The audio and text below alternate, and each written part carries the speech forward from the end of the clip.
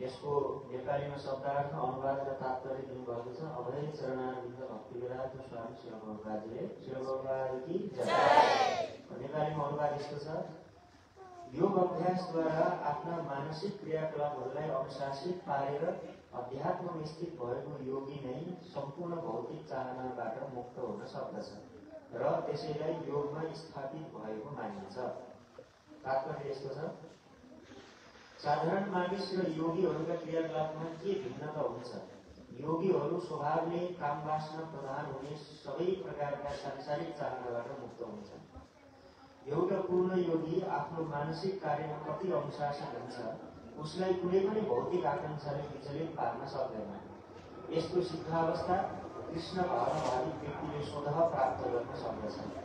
श्रीमद् भागवतम 9:18-20 में भनिएको छ, सबै मन कृष्ण पादारविन्दयो वचांसि वैकुण्ठ गुणानुवर्णने करो हरेर मन्दिर मार्जनादि सुस्मृतिं चकार अच्युत सत्पथोदये मुकुन्द लिङ्गालय दर्शने दृशौ तद्वैत्य गात्रे स्पर्शान्न सङ्गमं ज्ञानं च तत्पाद सरोज सौरभे श्रीमत्तुलस्यारसनं तदद्भुते पादो हरे क्षेत्र पदानि सर्वणे शिरो ऋषिकेश पदानि वन्दने कामं च दास्यं काम काम्या यथोत्तम श्लोक जनाश्रयरतिः। अर्थात राजा अम्बरीशले सर्वप्रथम आफ्नो मनलाई भगवानका चरण कमलमा समर्पण गरे।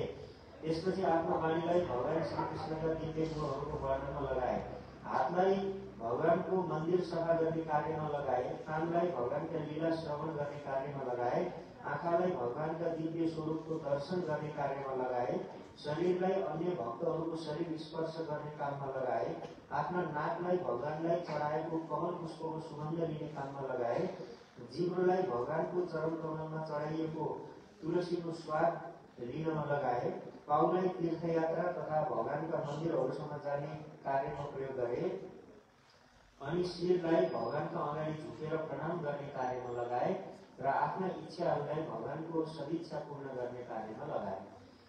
यी सबै दिव्य कामहरू केवल शुद्ध भक्तबाट मात्रै सम्पन्न हुन सक्दछन्। निराकारवादी मतका अनुयायीहरूका लागि यो दिव्य अवस्था वर्णन गर्न नसकिने हुन सक्ला, तर कृष्ण भावना भावित व्यक्तिका लागि त यो अत्यन्त सुगम र व्यवहारिक हुने रहेछ भन्ने कुरा माथि वर्णन गरिएको महाराज अम्बरीशको जीवनचर्याबाट प्रष्ट हुन्छ। जबसम्म निरन्तर स्मरणद्वारा भगवानका चरण कमलमा मनलाई स्थिर गराइँदैन, तबसम्म यस्ता दिव्य कर्महरू व्यवहारिक लाग्न सक्दैन। भगवानका भक्तिमा रहेर गरिने यस्ता कार्यलाई अर्चना भनिन्छ, अर्थात् सम्पूर्ण इन्द्रियहरूलाई भगवानको सेवामा लगाउनु नै अर्चना हो, किनभने इन्द्रिय एवं मनलाई केही न केही विषय चाहिन्छ। पूरा नियन्त्रण मात्र पनि व्यवहारिक हुँदैन, तसर्थ विशेष गरी सन्यास आश्रम ग्रहण नगरेका सर्वसाधारण मानिसहरूका लागि माथि वर्णन गरिएको इन्द्रिय तथा मनका दिव्य कार्यहरू नै आध्यात्मिक उपलब्धि गर्ने परिपूर्ण विधि हुन्। यसैलाई भगवत गीतामा युक्त भनिएको छ। ओम अज्ञानतिमिरान्धस्य ज्ञानाञ्जनशलाकया चक्षुरुन्मिलितं येन तस्मै श्रीगुरवे नमः। श्रीचैतन्यमनोभीष्टं स्थापितं येन भूतले स्वयं रूपः तदा मह्यं ददाति स्वपदान्तिकम्। वन्देऽहं श्रीगुरुं श्रीयुतापदकमलं श्रीगुरुं वैष्णवांश श्रीरूपं साग्रजातं शरण्यरघुनाथं शरीरं साद्वैतं सावधूतं परिजनसहितं कृष्णचैतन्यदेवं श्रीराधाकृष्णपादं सहगणललिता श्रीकृष्णानन्दं। हे कृष्ण करुणा सिन्धो दीनबन्धो जगत्पते गोपेश गोपिकानन्द राधाकान्त नमस्तुते। तप्तकाञ्चन गौराङ्गी राधे वृन्दावनेश्वरी वृषभानुसुते देवी प्रणमामि हरिप्रिये। वंशावतारपूर्वस्य कृपा सिन्धुभ्येव च पतितानां पावनेभ्यो वैष्णवेभ्यो नमो नमः। जय श्री कृष्ण चैतन्य प्रभु नित्यानंद श्री अद्वैत गदाधर श्रीवासादि गौर भक्तवृंद। हरे कृष्ण कृष्ण कृष्ण हरे हरे, हरे राम राम राम हरे हरे। प्रह्लाद नारद पुंडरीक पराशर व्यासं वरीश सुख शोनक भीष्मदानव रूपमान गदार्जुन वशिष्ठ विभीषणादि तुल्यामिमं परमभागवतां स्मरामि।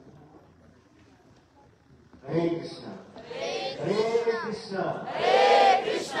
फेरि पनि हजुरहरू सबैलाई स्वागत गर्न चाहन्छु। आज हामीहरू श्रीमद् भगवत गीताको अध्याय 6 को श्लोक संख्या 18 बाट आजको सत्सङ्गलाई प्रारम्भ गर्दैछौँ। यो अध्याय 6 को नाम हो ध्यान योग। ध्यान योगको बारेमा यहाँ भगवानले बताउँदै हुनुहुन्छ, कसरी हामीहरूले ध्यान गरेर यो संसारबाट आफ्नो मनलाई हटाउन सक्छौँ र भगवानलाई प्राप्त गर्न सक्छौँ। यही नै ध्यान योगको विधि हो। भगवत गीतामा कर्मयोग, ज्ञान योग, ध्यान योग, भक्ति योग यी 4 मुख्य योगहरूको चर्चा गरिएको छ र गुप्त रूपमा प्रपत्ति योग अर्थात् जसलाई शरणागति योग भनिन्छ यसको पनि चर्चा गरिएको छ। र 4 मुख्य योग छन् है, बुझ्नुपर्ने कर्मयोग, ज्ञान योग, ध्यान योग र भक्ति योग। त यहाँ 6 अध्यायमा बताउँदै हुनुहुन्छ ध्यान योगको बारेमा। ध्यान योग भनेको के हो त भन्दा जब हामीले हाम्रो बाहिर चलिरहेको मनलाई, हाम्रो मन के छ बहिर्मुख छ, हाम्रो मन बाहिरको विषय वस्तुहरूलाई ग्रहण गर्छ, संसारको कुराहरूको चिन्तन गर्छ हाम्रो मनले।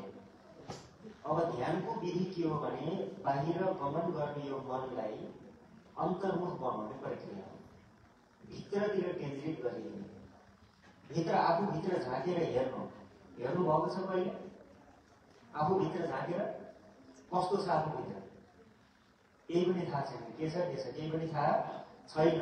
र आफूभित्रको जुन नित्य निरन्तर बढिरहने एउटा उल्लास छ, आनन्द छ, त्यसलाई प्राप्त गर्ने प्रयास गर्नु नै ध्यान योग। हामीहरूलाई आनन्दको लागि के चाहिन्छ? संसारमा संसारका उत्सवहरू चाहिन्छ हो। दसैँ तिहारहरूमा हामीहरू आफन्तहरूसँग भेटेर रमाइलो गर्ने गर्छौँ। पार्टीहरूमा गएर मानिसहरू रमाइलो गर्ने गर्छन्। कुनै डाँडा काँडामा घुम्न गयो, माथि डाँडाको टुप्पोतिर गयो अनि त्यहाँबाट राम्रो सिनहरू हेऱ्यो तल, अनि यो हेरेर आनन्द लिने गर्छौँ। अहिले अब बिस्तारै वसन्त ऋतु आउँदैछ, हावाहुरी चल्दैछन्, मौसम शुद्ध हुँदै गइरहेको छ। वसन्त ऋतुमा जब नयाँ नयाँ पालुवाहरू फुल्छन् जङ्गलमा, हरिया कोमल पालुवाहरू, र जङ्गलमा हरियाली जब छाउन सुरु गर्छ, आकाश निर्मल हुन्छ, त्यसको अवस्था सबैलाई सुखद हुन्छ, एकदम आनन्द दिने खालको हुन्छ। र यो समयमा प्राय व्यक्तिहरू के गर्छन् त नयाँ नयाँ ठाउँहरूमा घुम्न जाने गर्छन्, टुर जाने गर्छन्। हजुरहरू जानुहुन्छ टुर घुम्न? पनि जानुहुन्छ कि जानुहुन्न? जाने हो होइन? र यो जानु जरुरी छ, किनभने यो बाहेक अरू आनन्द पाउने कुनै तरिका छैन। तर तपाईँ विचार गर्नुहोस् एउटा कुरा, यदि त्यो आनन्द तपाईँलाई भित्रबाट स्वतः प्राप्त भयो भने, तपाईँ आँखा बन्द गरेर बस्नुभयो घरको कोठाभित्र र त्यही नै तपाईँले सम्पूर्ण दिव्य आनन्द प्राप्त गर्नुभयो भने कस्तो भयो? हाम्रो वैदिक इतिहासमा एकजना महान ऋषि हुनुभयो, महर्षि याज्ञवल्क्य। सुन्नुभएको छ? याज्ञवल्क्य महान ऋषि हुनुहुन्थ्यो, महर्षि हुनुहुन्थ्यो। उहाँले एकपटक आफ्नो आश्रममा एकजना शिष्य हुनुहुन्थ्यो, शिष्यलाई बोलाउनु भयो, भित्र बोलाउनु भयो। बोलाइसकेपछि शिष्य जब दौडेर आएर अनि ऋषिले सोध्नुभयो, बाहिर के हेरिरहेका थियौ तिमीले भनेर सोध्नुभयो। यहाँभित्र यज्ञ हुँदैछ, तिमी बाहिर के गर्ने थियो भनेर सोध्नुभयो। तब शिष्यले के भन्नुहुन्छ, गुरुदेव बाहिर प्रकृतिको अद्भुत विलक्षणताको दर्शन मैले गरिरहेको थिएँ। कति सुन्दर प्रकृतिको छटा, बाहिर निलो निलो आकाश, त्यसपछि भव्य भव्य महान पर्वतहरू र आकाशहरूको छिट्टी जुन छ, यो बडो हेर्न लायकको दृश्य छ। मैले यो दर्शन गर्दै थिएँ, अवलोकन गर्दै थिएँ, मेरो मन मुग्ध भइरहेको थियो, त्यसैले म भित्र आएन भनेर भन्नुहुन्छ। तब ऋषिले के भन्नुहुन्छ, उहाँ भन्नुहुन्छ, किन तिमी बाहिर झाँकेर हेर्छौ? एकपल्ट भित्र झाँकेर हेर। बाहिर जुन तिमीले सुन्दरताको दर्शन गरिरहेका छौ, उल्लासको दर्शन गरिरहेका छौ, त्यसको अनन्त अनन्त कुरा बढी आनन्दको उच्छ्वास, आनन्दको लहर तिम्रो भित्र चलिरहेको छ। त्यसलाई पत्ता लगाऊ। त्यसलाई पत्ता लगाउनु नै यो ध्यान योगको उद्देश्य हो। बुझ्नुभयो कुरा? ध्यान योगको उद्देश्य नाक बन्द भएको खोल्ने होइन। प्राणायाम गर्छ नि, प्राणायामको उद्देश्य नाक बन्द भएको छ, यता यता यता गरेर नाक खोल्ने उद्देश्य होइन। सबै योगहरूको उद्देश्य एउटै हो कि हामीहरूको यो बहिर्मुख भएको मनलाई अन्तर्मुख गरेर आफूभित्र रहेको नित्य नवीन आनन्दलाई प्राप्त गर्नु। हामीभित्रै त्यो आनन्द छ वास्तवमा, र त्यसलाई प्राप्त गर्न नसकेर हामीहरू के गरिरहेका छौँ? बाहिर संसारका जलीय वस्तुहरूमा सुख खोज्छौँ, आनन्द खोज्छौँ, अनि त्यसैमा बिस्तारै बिस्तारै हामीले जीवनमा नैराश्यता प्राप्त हुन्छ, खुसी मिल्दैन। अनेक व्यक्तिहरू जम्मा गरे जीवनमा, अनेक वस्तुहरू जम्मा गरे, तर मन जहिले पनि खोक्रो भइरहेको छ, खोजिरहन्छ यो मन, तर कसलाई किन भन्ने थाहा छैन। मन सदैव एउटा अनिश्चित गतितिर, अनिश्चित दिशातिर भरिदिएको हुन्छ। ध्यान योगबाट हामीले के गर्छौँ? आफ्नो मनलाई अन्तर्मुख गरेर त्यो दिव्य आनन्दको प्राप्ति गर्दछौँ। तर यो सजिलो छ त? अवलोकन ध्यान गर्नुहोस्, बस्नुहोस्, आँखा बन्द गर्नुहोस्, ज्ञान मुद्रा लगाउनुहोस्, पलेटी कसेर बसेर ध्यान गरेर भित्रको त्यो आनन्द प्राप्त गर्नु सम्भव छ यो तुरुन्तै? होइन। त्यसको लागि प्रक्रियाहरू छन्। हो, यही प्रक्रियाहरू गर्नुभयो भने चाहिँ यो 6 अध्यायमा ध्यान योगको प्रक्रिया के हो त? कसरी हुन्छ? कसरी यहाँ नियम, आसन, प्राणायाम, प्रत्याहार, अनि धारणा, ध्यान, समाधि, अष्टाङ्ग योग र विधिहरूको यहाँ वर्णन गर्नुहुन्छ। र जुन दिन योगीले यस्तो ध्यानको सिद्ध अवस्थालाई प्राप्त गर्छ नि, त्यसपछि हिमालयमा बसिरहेको हुन्छ, 50-60 वर्ष एक आसनमा बसिरहेको हुन्छ, 50-60 वर्षसम्म। बुझ्नुभयो कुरा? मेरो आफ्नो पनि अनुभव छ।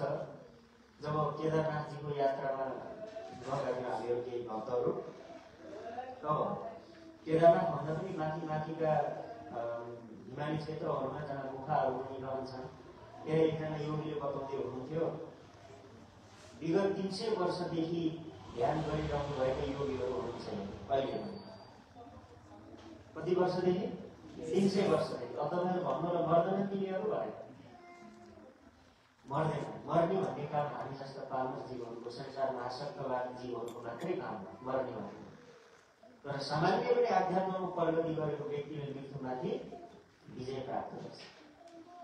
श्वास प्रश्वास यो नाडी शोधनको प्रक्रिया हुन्छ, मृत्युमाथि विजय प्राप्त हुन्छ। रोग व्याधिहरूबाट मुक्त हुन्छ व्यक्ति। भोक प्यास तिर्खा जाडो गर्मी यी संसारका द्वन्द्वहरूबाट व्यक्ति सहजै मुक्त हुन्छ। यही हो अध्यात्मको रहस्य। बुझ्नुभयो? त्यस्तो प्रकारले ध्यान योगबाट योगीहरूले संसारमा सिद्धि प्राप्त गर्नुहुन्छ र आफूभित्रकै दिव्य आनन्दको आस्वादन गर्दै संसारको सत्तालाई पूर्ण रूपले समाप्त गर्नुहुन्छ र त्यो परम तत्त्वमा गएर लीन हुनुहुन्छ। त्यो परम तत्त्वलाई प्राप्त गर्नुहुन्छ, जुन परम तत्त्वको बारेमा यो संसारमा 99% मानिसहरूलाई ज्ञान छैन।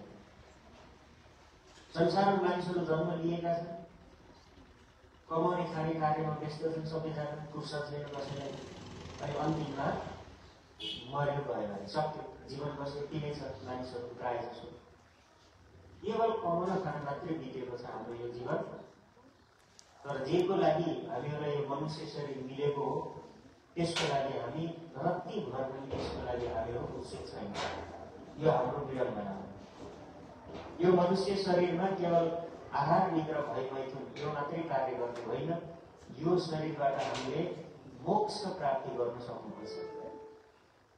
जन्म मृत्युको चक्रलाई रोकिदिन सक्नुपर्छ। यसको यो सामर्थ्य यो मनुष्य शरीरमा छ। त्यसैले ऋषभदेवजीले के भन्न श्रीमद् भागवतममा, त्यस्तो तुच्छ सुखको लागि धेरै चिन्तित नहो संसारमा। कार्य गर, संसारको कर्तव्यहरूलाई निर्वाह गर, तर त्यस्तो तुच्छ सुखको लागि खालि उत्साहित नहो जुन सुख विषका खाने सुँगुरले पनि प्राप्त गर्छ। हरेक खान्छ सुत्छ, अनि कस्तो मोटाएको हुन्छ सुँगुरहरू देख्नुभएको छ होइन? सुँगुरहरूलाई त्यो कोदो खुवाउने गर्छन् कि कहिले, अनि कहिले चाहिँ त्यो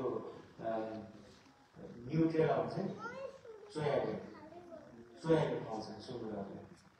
अनि सोयाबिन खान्छ, कोदो र सोयाबिन मिसाएर खुवाएको देखेको थियो भने चाहिँ त्यो खाएर अनि भयङ्कर मोटाउँछ त्यो सुँगुर।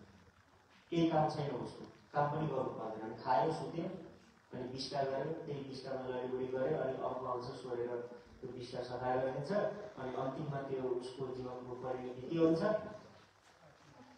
उसलाई के गर्छन् बुझिहाल्नु पर्दैन।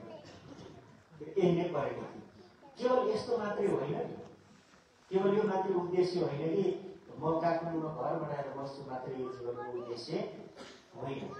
त्यो उद्देश्य त्यो एउटा जरुरत मात्रै हो, त्यो एउटा तत्कालीन आवश्यकता मात्रै हो। धन कमाउनु उद्देश्य होइन, किनकि धनले सुख हामीलाई दिँदैन। अनि यो भन्दाखेरि एकजनाले के भन्यो भन्दाखेरि, त्यसो भए तपाईँको सबै पैसा मलाई दिनुहोस्, धनले सुख दिँदैन भने तपाईँ किन कमाउनुहुन्छ?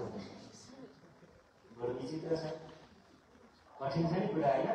धनले सुख दिँदैन भने पैसा किन कमाउने त? तब यसको समाधान के हो?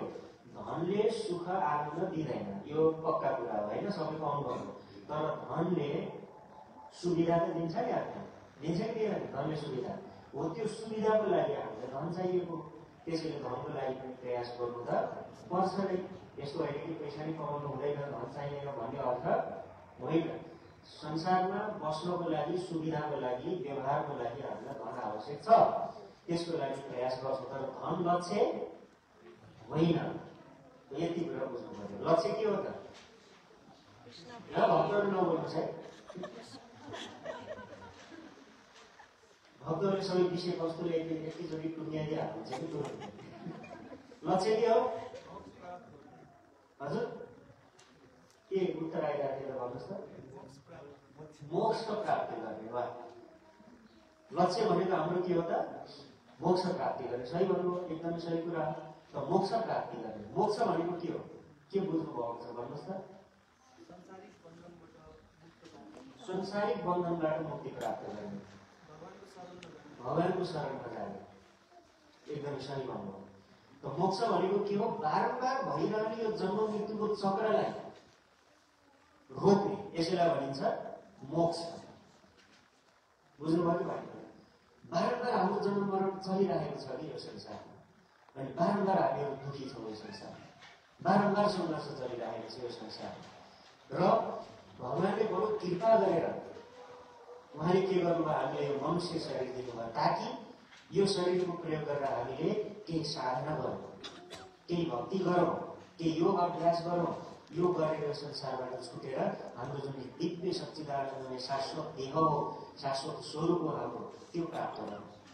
विचार गर्नुहोस् त, हामी कहिले पनि मर्नु नपर्ने, सोच्नु भएको छ यस्तो?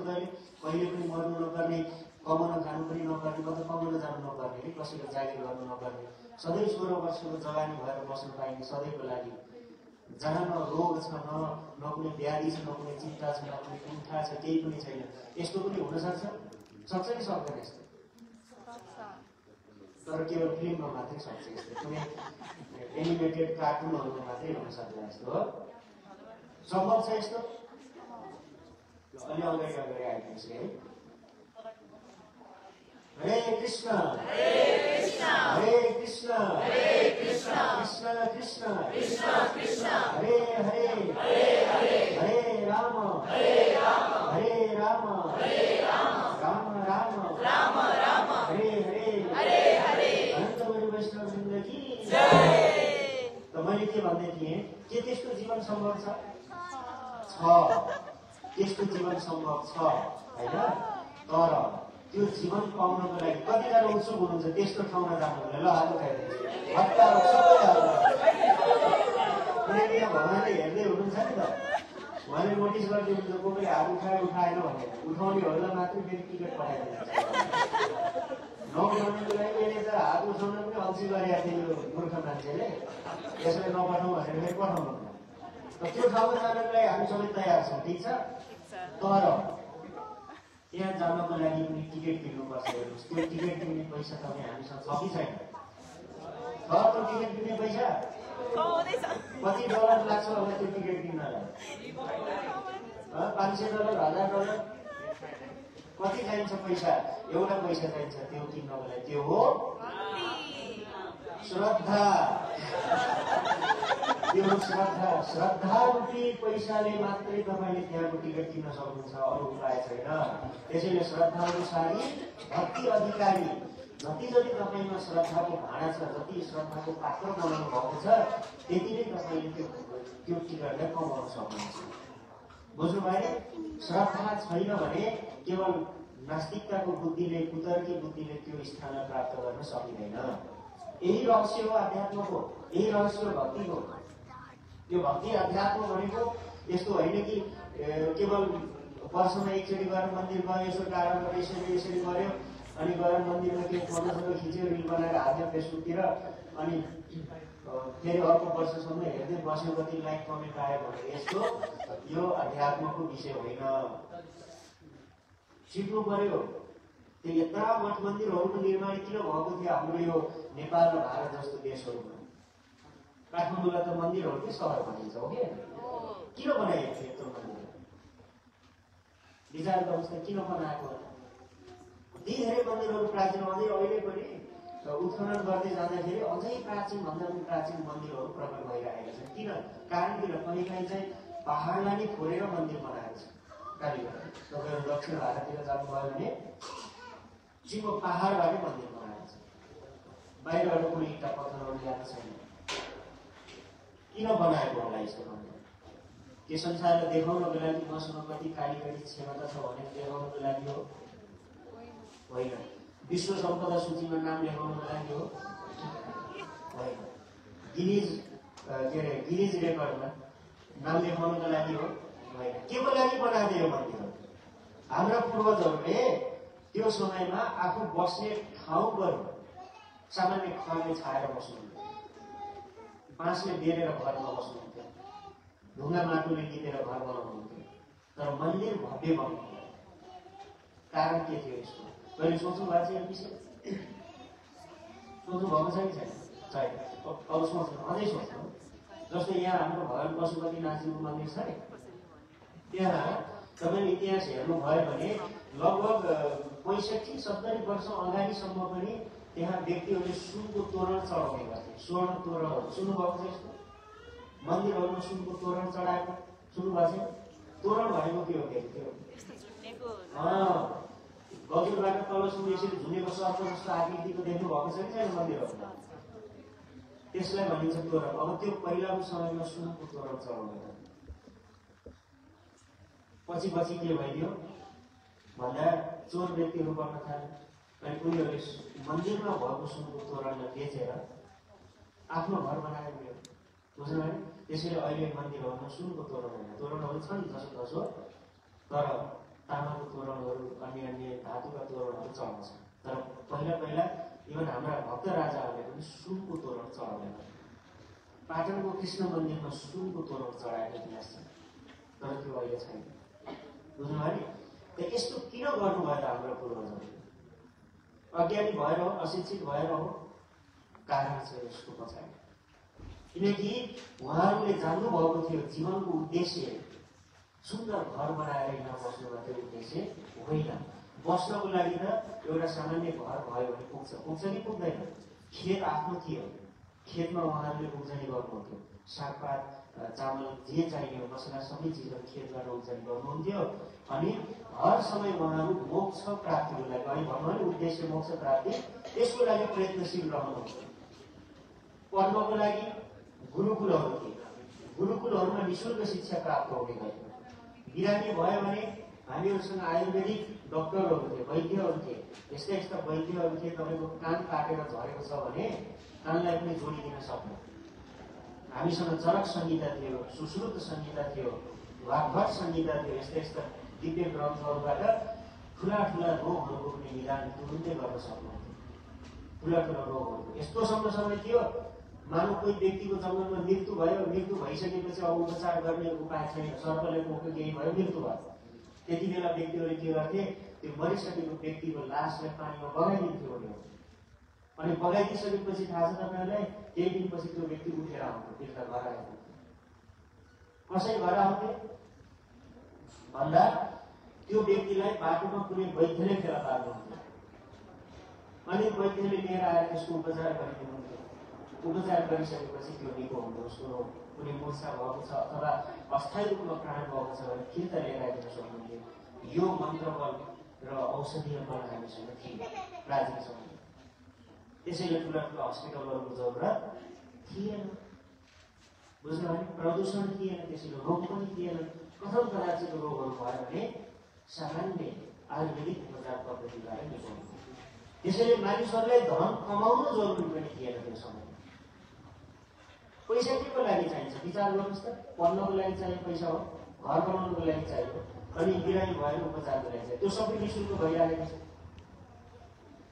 खाना तपाईँलाई खेतबाट आइरहेको छ। विचार गर्नुहोस्, पैसा के को लागि चाहियो? तपाईँ भन्नु होला करियर बनाउनु पर्छ, हामी डक्टर इन्जिनियर बन्नुपर्छ, विकसित हुनुपर्छ भनेर। हो, यही त गुमराह गरिरहेको छ हामीलाई आसुरी सभ्यताबाट। त्यस्तो आनन्दको जीवनबाट हामीहरूले यस्तो भागदौडको जीवनमा लिएर आएर ठोक्याइदियो। हेर्नुहोस् त, अहिले युवाहरूले आत्महत्या गर्छन्। युवाहरू 20-22 वर्षको केटाहरूलाई, केटीहरूले हार्ट एट्याक भइरहेको छ। ल विचार गर्नु, बिचरा भर्खरै उम्रिएर आफ्नो जवानीको पहिलो अवस्थामा के पाइला राख्दै थियो, जिम्मेवारीहरूको कुराहरूले उसको अनुहार भर्खरै फक्रिँदै गएको अनुहार अहिले राखेको छ। युवा युवतीले हेर्न सक्दैन। टेन्सन छ, करियरको टेन्सन, घरबाट टेन्सन। ए बाबु कमा पैसा कमा, ल पैसा चाहियो, ल यो ऋण छ, पढ्नको लागि ऋण लिएको थियो, यो तिर्नु पर्यो, यो गर्नु पर्यो भन्दै सबैको अनुहार बुझाएको छ। बिचरा जवानीको आस्वादन पनि गर्न पाएको छैन त्यसले। बुझ्नु भइरहेको छ नि? बाधा दौड्छ सबै। कलेजमा पढ्ने युवा युवतीहरूलाई सोध्नुहोस् त के गर्यो पछि गएर भन्दा जाने अस्ट्रेलियातिर, अमेरिकातिर जाने। अनि त्यहाँ गएर के गर्यो? अमेरिका अस्ट्रेलियामा हेर्नुहोस् त, बिचरा 16 घन्टा 17 घन्टा ड्युटी गर्छ, काम गर्छ। मेरो एकजना साथी हुनुहुन्छ अस्ट्रेलियामा, उहाँले पढ्दै अब स्टुडेन्ट भिजामा जानुभएको। बिजोग छ दसैँमा, एकदमै बिजोग छ। अनि यहाँको मान्छेलाई के छ? अस्ट्रेलिया गएर पैसा छापेको छ देशैमा, एकदम मेसिनमा पैसा छापेर भन्ने बुझ्नु है। अनि त्यो पैसा छापेर अनि आएर काठमाडौँमा मानव पोखरामा घर बनाउँदाखेरि जीवनको आधा उमेर गइसकेको हुन्छ। आधा उमेर अझै बिहे त गरेकै छैन। अर्को बिहे गरेर बच्चा जन्माएर तिनीहरूको भरण पोषणको अर्को कहानी छ, अलग पाएको छ। आधा उमेर गएको हुन्छ, आधा उमेर गइसकेपछि घर बनाएर अनि व्यक्तिलाई सानो गर्छ, घर बनाएर अनि छिमेकीहरूले पनि ताली बजाउँछ, होला गरिस् घर बनाएछ विचारमा के यही हो त जिन्दगी भनेको। अनि खै त खै तपाईँको लागि समय खै स्कुल पढ्दा सानो हुँदाखेरि स्कुल जानुपर्ने छ, स्कुल जानुपर्छ, होमवर्क गर्नुपर्ने छ, रौँदै रौँदै स्कुल जानुभयो, होमवर्क गर्नुभयो, टिचरहरूको डर, त्यहाँ यो डर त्यो डर।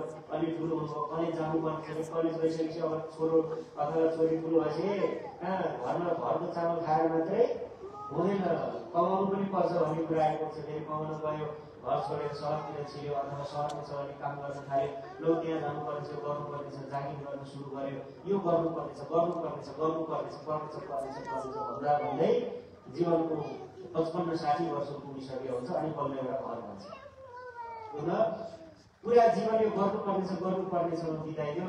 तर तपाईँलाई मलाई यो गर्न मन पर्ने हो, यो म गर्न चाहन्छु भन्ने कुरा गर्ने समय खैसक्यो। बुझ्नुभयो। अनि तपाईँ हामीलाई के बताइदिन्छ, विश्व खुब उन्नति गर्दैछ, 21औं शताब्दीमा हामीहरू टेक्नोलोजीमा एकदम ऱ्यापिडली प्रोग्रेस गर्यो भनेर हामीलाई गुमराह गर्दैछ। बुझ्नुभयो। एजुकेसन सिस्टम त्यस्तै, हामीहरूलाई अब सिम नभएको अटोमेटिक वाइफाई चल्ने मोबाइल भयो भने अरू केही चाहिएको छैन अहिलेको समयमा। बुझ्नुभयो। मेरो सङ्केत के हो, हामीहरू यति डर भइसक्यो कि अब जीवनको बारेमा सोच्ने त पुरै छोडिदिन्छ। हामी खुसी कति बेला हुन्छ यस्तो समयमा, कुनै कम्पनीले यस्तो मोबाइल लन्च गरिदियोस् त सिम हाल्नु नपर्ने, फ्री वाइफाई, स्याटेलाइटबाट वाइफाई जेनेरेट भयो कि सक्दैन। आउने वाला थियो नि नेपालमा, खै आइडिया मलाई थाहा छैन। यस्तो मोबाइल होइन, अब आइफोनको कुनै नयाँ मोडल आयो भने बजारमा राति 12-1 बजेसम्म पुगेर युवाहरूले त्यो मोबाइल लिन्छन् आइफोनको, 12-1 बजेसम्म। बुझ्नु भने इन्ट्रेस्ट हामीहरूको कहाँ गयो त? हामीले सोचेका छौँ कहिले एकान्तमा एकले बसेर कि म के गर्दैछु सोचेको छ कहिले त्यस्तो? यो सोच्ने किनले फुर्सद दिएको छैन कि दिएको छैन हामीलाई। विचार गर्नु, तपाईँ हामीहरू एउटा भयङ्कर गिरोहको पकडमा छौँ। यो तपाईँ हामीलाई अहिले बुझ्न सक्दैन, यो सामान्य प्रज्ञाको विषय होइन। यो बुझ्नुभएको छ कि छैन? तपाईँ हामीलाई हाम्रो मूल संस्कृतिबाट अलग गरेर एउटा आसुरी 85 मततिर अगाडि लिएर जाने षड्यन्त्र चल्दैछ यसो। अनि हामीले यस्तो कुराहरूलाई एडिक्सन बनाइदिएको छ कि अब त्यो पाएनौँ भने हामीहरू बस्नै सक्दैनौँ। वाइफाई बन्द होस् त, अब नेट बन्द होस् त संसारबाट, के हुनेवाला छ हाम्रो? बुझ्नु नि। एकजनाले के भन्दै थियो, आजकल घरहरूमा झगडै हुन बन्द भयो, झगडै हुँदैन घरहरूमा आजकल, सबजना शान्त। पहिला झगडा भएर हैरान, आजकल झगडा हुने रेट एकदमै कम भयो, लगभग नाको बराबर पुग्यो। किन त्यस्तो भयो भने रिसर्च गरेको त, घरमा भएको त बुढा मोबाइल लिएर एकातिर अनि बुढी मोबाइल लिएर अर्कोतिर, दुईजना सँगै बसिरहेको छ, स्कुल गरिरहेको छ। कुरै गर्दैन गर्नुसँग, कुरा गरेको झगडा निस्कियो होइन, कुरा गरेको सहमति र असहमतिको कुरा हो यो। अब कुरा नै गर्दैन, आयो अफिसबाट कुरा आयो, मोबाइल लिएर बस्यो, टिकटक हेऱ्यो, रिल हेऱ्यो, त्यसैमा डुबिरहेछ। अनि श्रीमती उतातिर डुबिरहेको छ, आफ्नो रिल हेर्दै टिकटक हेर्दै डुबिरहेको छ। अनि खायो सुत्यो, बिहान उठ्यो, फेरि गयो, बेलुका देखिएछिमा लाग्यो, झगडा बन्द एकदम बहुत राम्रो बनिरहेछ। बुझ्नु है? सो यस्तो प्रकारले यस्तो हाम्रो जीवनको शैली अहिले चलिरहेको छ। त्यही कारणले आधुनिक समयमा झन् यो अध्यात्मको महत्त्व बढ्दै गएको छ। यो अध्यात्मले के सिकाउँछ? अध्यात्मले केवल थोरै पूजापाठ गर्ने मात्रै होइन, थोरै टिका लगाउने हिँड्ने मात्रै होइन। यसले तपाईँ हामीलाई हाम्रो जीवनको लक्ष्य पत्ता लगाउन सिकाउँछ। हामीहरू मार्ग भट्किएर कहाँ हिँडेका छौँ, जन्मतिर घुमिरहेका छौँ। अब भगवत गीता आदि शास्त्रहरूले, गुरुजनहरूले हामीलाई बताउनु हुनेछ कि तिमी गलत मार्गमा हिँड्दैछौ, तिमीले यसरी हिँडेर आफ्नो सही मार्गमा समान भनेर बताउनुहुन्छ। यही प्रक्रिया यहाँ बताउँदै हुनुहुन्छ भगवान श्रीकृष्ण। अब यहाँको प्रसङ्गतर्फ जाउँ। यहाँ के भन्नुहुन्छ, यदा विनियतम चित्तम आत्मन्येवावतिष्ठते निष्क्रियः सर्वकामेभ्यो युक्त इत्युच्यते तदा। अर्थात् जब हाम्रो चित्त छ नि, हाम्रो मनले कति धेरै कुराहरू सोचिरहेको हुन्छ, कति धेरै कामनाहरू गरिरहेको हुन्छ, नचाहेर पनि कामना गर्नुपर्छ यो परिवेश अनुसार। तर यदा विनियतम चित्तम, विशेष रूपले विनियतमको मतलब हुन्छ विशेष रूपले, यदा विनियतम चित्तम आत्मन्येव अवतिष्ठते, आत्मामा गएर केन्द्रित हुन्छ जब चित्त। हाम्रो चित्त नि अहिले संसारमा केन्द्रित छ, संसारको व्यक्तिहरूमा, संसारको विषयहरूमा, संसारको स्थितिमा हाम्रो मन लागिरहेको छ। तर जुन दिन यो हाम्रो मन के हुन्छ यहाँ, यदा विनियतम चित्तम आत्मन्येव अवतिष्ठते, आत्मामा गएर जब हाम्रो मन केन्द्रित हुन्छ, जब हामीले बहिर्मुख भएको मनलाई आत्मामा अन्तःकरणमा केन्द्रित गर्छौँ, त्यसपछि के हुन्छ, निष्क्रिय सर्वकामना, सम्पूर्ण कामनाहरूबाट ऊ निष्क्रिय बन्न पुग्छ। निष्क्रिय भनेको कामनाहरूको नाश हुन्छ हृदयबाट। पहिलो लक्षण हेर्नुहोस् है, हामीले संसारमा दुःख आउने कारण के हो, कामना, इच्छा, त्यसैले दुःख आउने हो नि त। र कामनाहरूको नाश नै संसारको दुःखको नाश गर्ने सबैभन्दा ठुलो उपाय हो। अब प्रश्न आयो, कामनाहरूको नाश कसरी हुन्छ? केही पनि कामना नै नगर्ने, यस्तो सम्भव छैन। त्यसैले प्रक्रिया बताइयो, साधना बताइयो। साधना के हो? पहिला अभ्यास गर, तिमीले योगको अभ्यास गर। ध्यान योगको प्रक्रियामा बताउनुहुन्छ, ध्यान योगको अभ्यास गर, यम नियम आसन प्राणायाम यी विधिहरूको पालन गरेर जब तिमीले आफ्नो मनलाई प्रत्याहारको प्रक्रियाबाट बिस्तारै बिस्तारै आफ्नो आत्मामा केन्द्रित गर्ने प्रयास गर्छौ, र जुन दिन आत्मामा मन केन्द्रित हुन्छ त्यो बेलामा एउटा लक्षण देखा पर्छ। त्यो के हो लक्षण? के भने त्यो लक्षण भन्नुहोस् त? कामनाहरूको नाश हुन्छ। कामनाहरूको नाश हुन्छ सर्वथा हृदयबाट। र जब हृदयबाट कामना रूपी गन्दगी, यो गन्दगी जुन छ यो नाश हुन्छ, त्यसपछि के हुन्छ, हाम्रो हृदयको कमल पक्रिन सुरु गर्छ र सर्वकामयो युक्त इत्युच्यते तदा, तब मात्रै उसलाई योगको सबैभन्दा ठुलो अवस्था प्राप्त हुन्छ। कति सुन्दर कुरा बताउनु हेर्नु, कामनाहरूको नाश गर्नु जरुरी छ। हाम्रो उपनिषदहरूमा पनि यही बताएको छ, दुःखको मूल कारण हो कामना, इच्छा। इच्छाको नाश भयो मतलब दुःखको नाश भयो।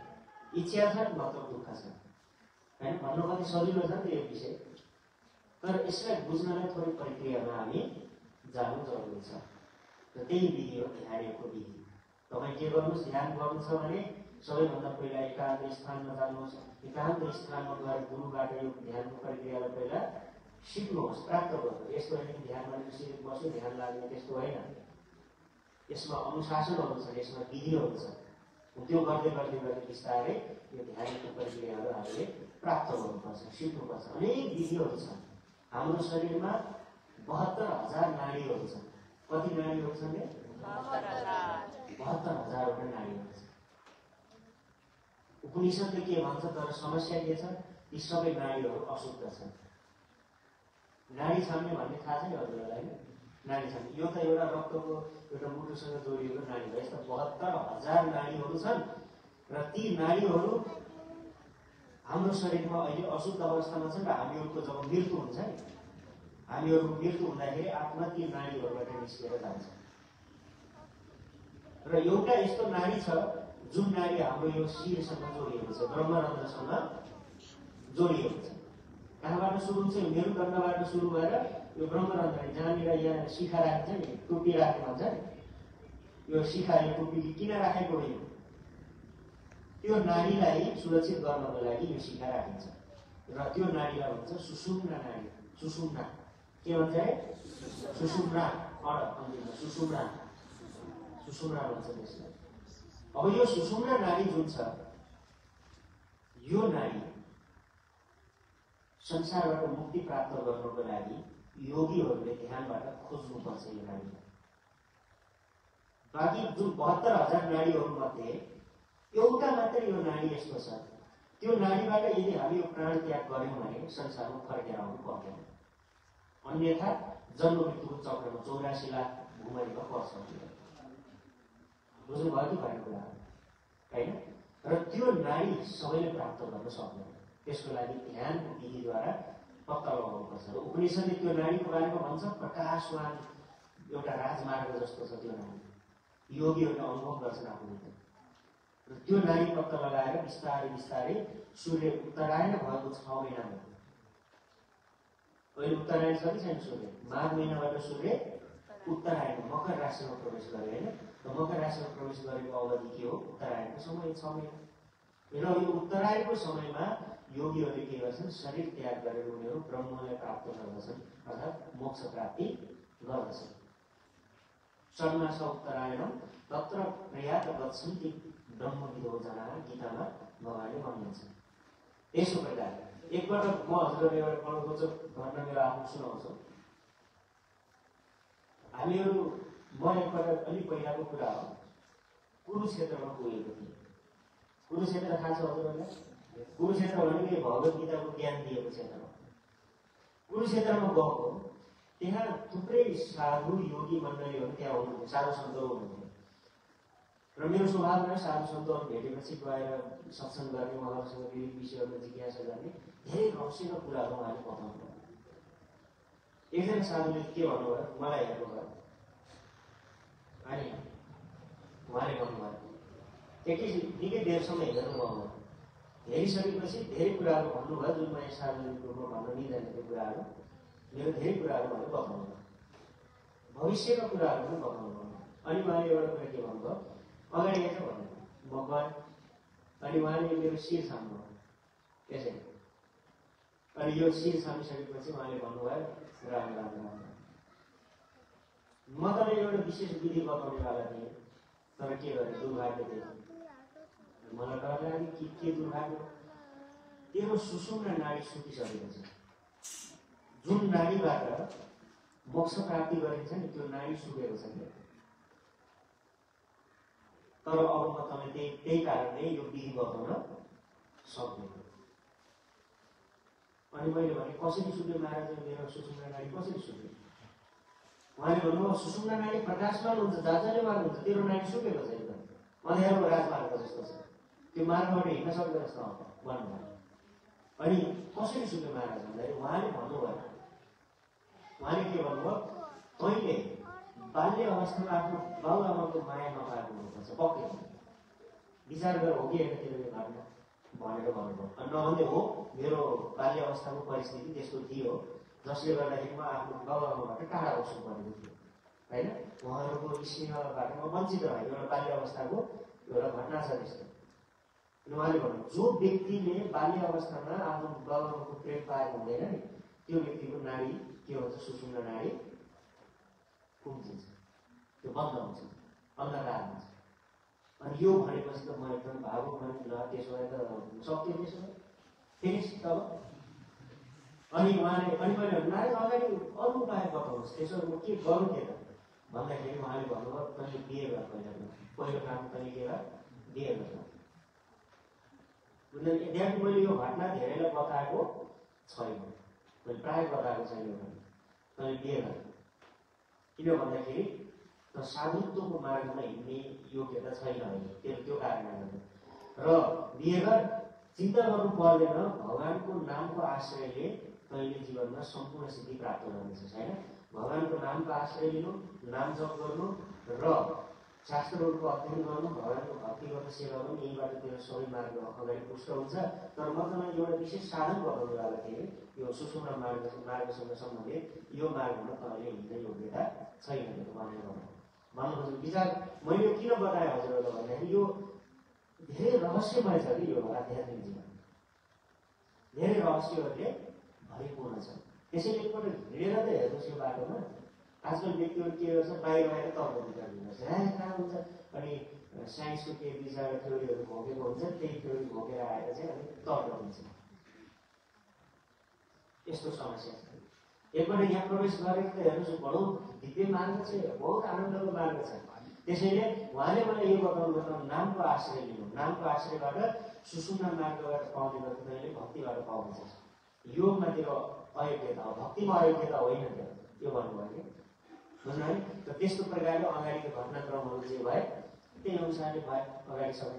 त यस्तो प्रकारले कुरा के हो त भन्दा यो ध्यानयोगको विधिले हामीहरूको शरीरका जुन 72,000 नाडीहरू छन् ती 72,000 नाडीहरूमध्ये एउटा नाडी पत्ता लगाउनु पर्यो, त्यो के हो?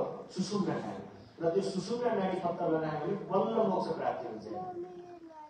त्यसको लागि एक्लै होइन, यसको लागि एक्लै होइन कि तपाईँ अब ल वैराग्य आयो भनेर घर छोडेर जङ्गलमा जानुभयो अनि ध्यान गरेर पाउँछु भनेर सोच्नुभयो पाउँछु भन्ने सोच्नुभयो भने यो एकदमै भ्रमको हुनुहुन्छ। यसको कदापि हुँदैन। कहिलेकाहीँ सिरियलहरू हेरेर मान्छेको प्रभावित हुन्छ कि जङ्गलमा गएर ध्यान गर्नु होइन। कोही बालकको जङ्गलमा अलिक गरेर ध्यान गर्यो अनि चाहिँ दीप आएको देख्छ अनि म पनि ओम जप गर्छु भन्छ। पाइँदैन त्यसरी। कहाँ पाइन्छ यो? गोपनीय मार्ग। त्यसैले भगवत गीता भगवानले त विधि प्रणिपातेन परिप्रश्नेन सेवाया उपदेक्षान्ति ते ज्ञान ज्ञानिनस् तत्त्वदर्शिना। तत्त्वदर्शी गुरुहरूले बताउनुहुन्छ यो मार्ग। यो विधि उहाँले बताउनुहुन्छ। हामीले मनमानी तरिकाले हुँदैन। त्यसैले यसको लागि के हो त भन्दाखेरि श्रील प्रभुपादजीले यस्ता साना साना सेन्टरहरू केन्द्रहरू स्थापना गरेर प्रेरणा दिनुभयो र यी सेन्टरहरूबाट केन्द्रहरूबाट पहिला तपाईँले प्रशिक्षण प्राप्त गर्नुहोस्। भक्ति गर्ने प्रशिक्षण। अनि जब तपाईँ प्रगति गर्दै अगाडि जानुहुनेछ त्यसपछि एउटा दशा आउँछ भक्ति सिद्ध अवस्था प्राप्त गर्नुहुन्छ। अब यहाँ यस तात्पर्यमा एउटा अम्बरीश महाराजको कथा बताउनु भयो। अम्बरीश महाराज एकजना महान राजा हुनुभयो। उहाँ यो सम्पूर्ण पृथ्वीको एक छत्र सम्राट हुनुहुन्थ्यो, राजा हुनुहुन्थ्यो। राजा भएर पनि उहाँले आफ्नो मनलाई यसरी भगवानमा लगाउनु भएको थियो। सबै मनमा कृष्ण पधार दिनु। आफ्नो मनलाई भगवान कृष्णको चरणको चिन्तनमा लगाउनु भयो। भचांसी वैकुण्ठ पुराण गर्दैन। आफ्नो वचनलाई भगवानको कीर्तन गर्नमा लगाउनु भयो। करौ हरेर मन्दिर मार्जन आदिसु। हातहरूले भगवानको सेवा गर्ने कार्यमा लगाउनु। मन्दिरहरूको मार्जन गर्ने, झाडु लगाउने, मन्दिरमा बर्तनहरू सरसफाइ गर्ने, भाँडा माझ्ने, यी सबै कार्यहरूमा आफ्नो हातलाई लगाउनु भयो। श्रुतिम चकारात अच्युत सत्कथोदय। यी कानहरूले के गर्नुभयो? भगवानको कथाहरू सुन्नमा लगाइदिनु। अनि मुकुन्द लिङ्गालाई दर्शनौ दिशौ। आँखाहरूले भगवानको श्रीमूर्तिको दर्शन गर्न लगाइदिनु भयो। अनि अगाडि भन्नुहुन्छ ग्राहक तत्पाद सरोज सौरभे। यो नाकले के गर्नुभयो? भगवानलाई चढाइएको धुपको सुगन्ध, भगवानलाई चढाइएको पुष्पहरूको सुगन्ध लिनलाई यो नाकको प्रयोग गर्नुभयो। श्रीमद् तुलसी रचना प्रदर्शित। यो रचना यानि जिब्रोलाई भगवानलाई चढाएको तुलसी पत्रको स्वाद अथवा भगवानलाई चढाएको प्रसादको स्वाद दिनमा यो जिब्रोलाई लगाउनु भयो। पादो हरेक क्षेत्र पदामी सर्वै। यो खुट्टाहरूले केमा लगाउनु भयो? भगवानको मन्दिर जाने कार्यमा लगाउनु भयो। तीर्थयात्राहरूमा धाम यात्रा गर्नुमा लगाउनु, मन्दिरको परिक्रमा गर्नुमा लगाउनु भयो यो खुट्टाहरूलाई। अनि शिरो ऋषिकेश पदामी भन्दा यो टाउकोलाई कहाँ लगाउनु भयो? टाउकोलाई भन्दा भगवानको अगाडि प्रणाम गर्नु, दण्डवत प्रणाम गर्नु, झुकाउनु भयो टाउको लगाइदिनु भयो होइन। यस्तो कामन्छ दास्यमा त काम काम्य। आफ्ना कामनाहरूलाई काम लगाइदिनु भयो, भगवानको कामना पुरा गर्नमा लगाइदिनु। अनि न त काम काम्य यथोत्तम श्लोक जनाश्रयार्थी। उत्तम श्लोक जन आश्रयार्थी। भगवानका जनहरू यानि भक्तहरू जो हुनुहुन्छ उहाँहरूको सङ्गतिमा आसक्ति बढाइदिनु। आसक्ति त हुन्छ नि हाम्रो। आसक्ति भनेको एट्याचमेन्ट भनेको। त्यो आसक्ति यदि संसारमा गऱ्यो भने बन्धन भयो र त्यही आसक्ति रहित भक्तहरूसँग गर्ने भने त्यही संसारबाट मुक्तिको हेतु बन्ने भयो। यही हो सताम प्रसङ्गान ममवीर्य संविरो भवन्त्यले कर्ण रसायन कथा भगवानले बताउनु भएको छ भागवतमा। सैव साधु सुकृत मोक्षद्वारमा बाजुन। र यो अम्बरीश महाराजको चरित्र। यसबाट हामीले के सिक्नुपर्छ भने हामीले पनि यही प्रक्रियाबाट भगवानको भक्ति गर्नुपर्छ। बुझ्नुभयो नि? अनि त्यो साधुले मलाई के पनि बताउनु भयो पछि भन्दा सुन अब हजुरलाई म विशेष पोइन्टमा लाँदैछु है, भक्तिको प्रक्रियामा म लाँदैछु। यो जुन सुषुम्ना नाडी छ नि यो अनेक प्रकारले गर्दा सुक्छ व्यक्तिहरूको। अनेक प्रकारले गर्दा यो सुषुम्ना नाडी बन्द हुन्छ। एउटा त उहाँले भन्नुभयो जुन मेरो केसमा भनेको थियो त्यो कारण भयो। अर्को कारण के भन्नुभयो उहाँले भन्दाखेरि जो व्यक्तिहरूले आफ्नो ब्रह्मचर्य नाश गरेका छन् त्यस्ता व्यक्तिहरूको पनि सुषुम्ना नाडी बन्द हुन्छ। बुझ्नुभयो क्या? आजकल त ब्रह्मचर्य भन्ने कुरा त एकदम हाँसो लाग्ने विषय छ। त्यो त दन्त्य कथा जस्तो विषय हो। ब्रह्मचर्य पालन गर्नुपर्छ भन्ने कुरा होइन। आजकल त डक्टरहरूले बताउँछन् कि यो ब्रह्मचर्य पालन गर्नुहुन्न भनेर। ल उल्टो के मान्छ, सबै उल्टो कुरो। ब्रह्मचर्य नाश गर्नेवाला पुरुष स्त्री दुवैको के हुन्छ? सुषुम्ना नाडी बन्द हुन्छ। व्यभिचार गर्नेवालाहरूको बन्द हुन्छ। दुराचरण गर्नेवालाहरूको यो सुषुम्ना नाडी बन्द हुन्छ। मांस भक्षण गर्नेवालाहरूको बन्द हुन्छ। माछा मासु खानेवालाहरू, जान रक्सी सेवन गर्नेवालाहरूको यो बन्द हुन्छ। र त्यसैले यो मार्गमा धेरै कम व्यक्ति मात्रै आउन सक्छ। योग्यता धेरै कम हुन्छ। बुझ्नु?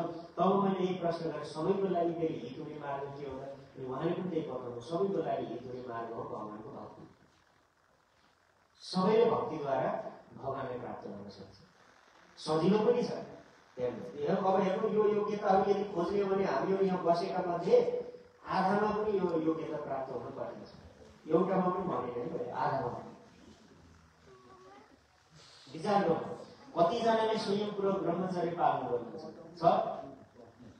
हातमा उठाउनुहोस्। अनि कतिजनाले आफ्नो जीवन दुराचरणबाट मुक्त राख्नु भएको छ?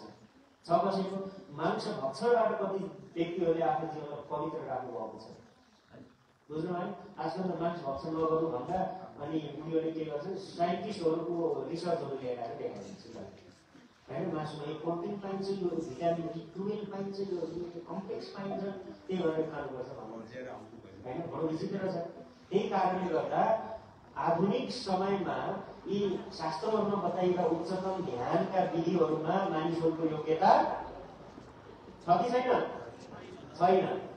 अनि ब्रह्म मुहुर्त भन्दा पछि उठ्ने व्यक्तिहरूको पनि नाडी सुक्दै जान्छ अरे उहाँ भन्नुहुन्छ। ल है, यहाँ जीवन टोकिहाल्नु कतिजना ब्रह्म मुहुर्त। अब हजुरहरू कतिजना 7 बजेसम्म सुत्नुहुन्छ? ल भन्नु। ल इमान्दार व्यक्ति हुनुहुन्छ। ती सबैको प्रतिनिधित्व गरेर एकजना लेखाउनु 7 बजेसम्म तपाईँ सुत्नुहुन्छ र तपाईँले आध्यात्मक प्रगति गर्न चाहनुहुन्छ, कृपया यस्तो नाटक नगर्नु। यो नाटक गर्दैन। 7 बजेसम्म ब्रह्म मुहुर्तमा नउठ्ने व्यक्तिले कुनै पनि हालतमा यो आध्यात्मक प्रगति गर्न सक्दैन, यो असम्भव। ब्रह्म मुहुर्त भनेको सिधै टाइम भन्छ 4 बजे तपाईँले शय्या त्याग गरिसकेको हुनुपर्छ। शय्या त्याग है, फेरि शब्दमा ध्यान दिनु। उठ्ने भनेको होइन। यहाँ कतिपय के हुन्छ, 4 बजी आँखा खोल्यो अनि बिस्तारै सुतेर अनि बसेर कति बजी उठेर 4 बजी उठेको हो, त्यस्तो होइन। 4 बजी शय्या त्याग गर्नु, बिस्तारै त्याग गर्नु। 4 बजी उठेर तुरुन्तै शौचालय पुग्नु, स्नानागारमा पुगेर स्नान गर्नु, देहलाई पवित्र गर्नु, यो विधि हो स्नान गर्नु। ब्रह्म मुहुर्त भन्दा 4 बजे भन्दा पछि उठ्ने व्यक्तिहरूको पनि यो सुषुम्ना नाडीको तेज समाप्त हुँदै जान्छ। कस्तो बिजोग छ यो संसारमा। त्यही कारणले म हजुरहरूलाई यो बताएर के भन्नु खोज्दैछु भन्दा शास्त्रमा बताइएका अन्य विधिहरूमा हाम्रो गति छैन। बस यति भन्न खोज्दैछु। अरू विधिमा हजुरहरूले ध्यान दिनै नदिनुहुन्छ। पढ्नुहोस्, सुन्नुहोस्, बुझ्नुहोस् के हो प्रक्रिया भनेर, तर यस्तो नसोच्नुहोस् म त्यहाँ मार्गमा हिँडेर अब ध्यान गर्छु ल भनेर त्यसैले हुनेवाला छैन। बुझ्नुभयो? अब त्यसो भए के गर्ने भन्दाखेरि अनि शिव गुरुबाजीले हामीलाई बताउनु भयो सबैको लागि सबैभन्दा सरल विधि के हो? भगवानको भक्ति। अब यसमा तपाईँलाई धेरै योग्यताको आवश्यकता पर्दैन। यो भगवानको भक्तिमा धेरै योग्यता चाहिँदैन। कति सजिलो हेर्नु, यही विधि गर्ने हो।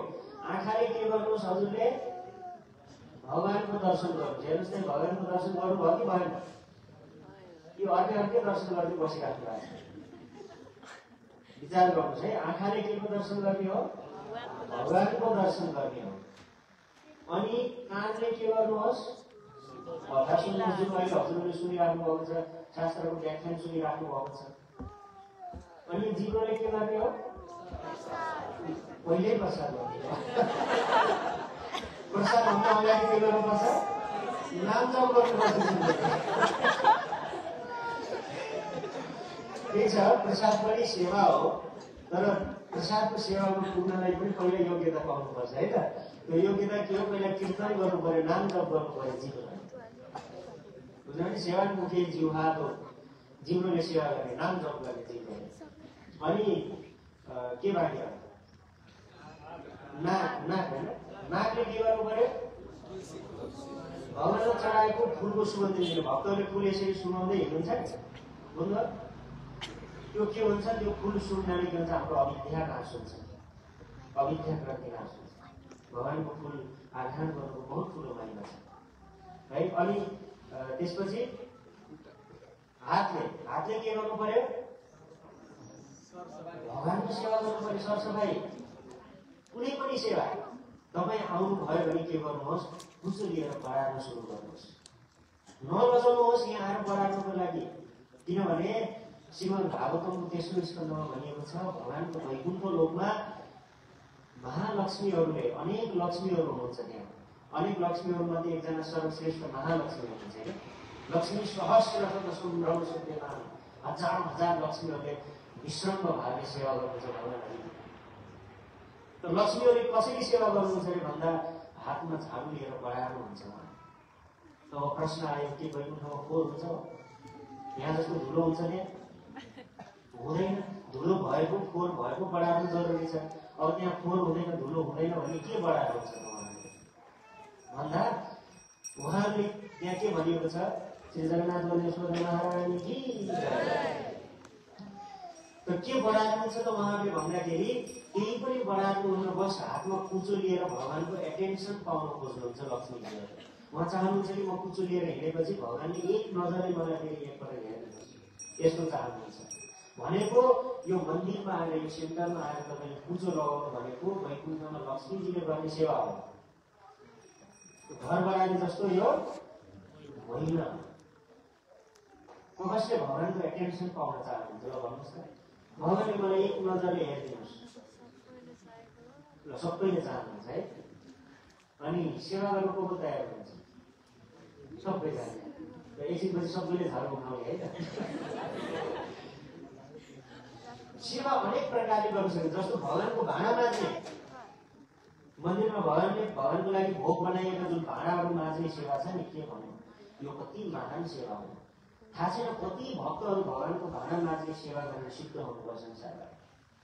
जगन्नाथपुरीमा है, जगन्नाथपुरीमा भगवान जगन्नाथको लागि माटोको भाँडामा भोग तयार हुन्छ।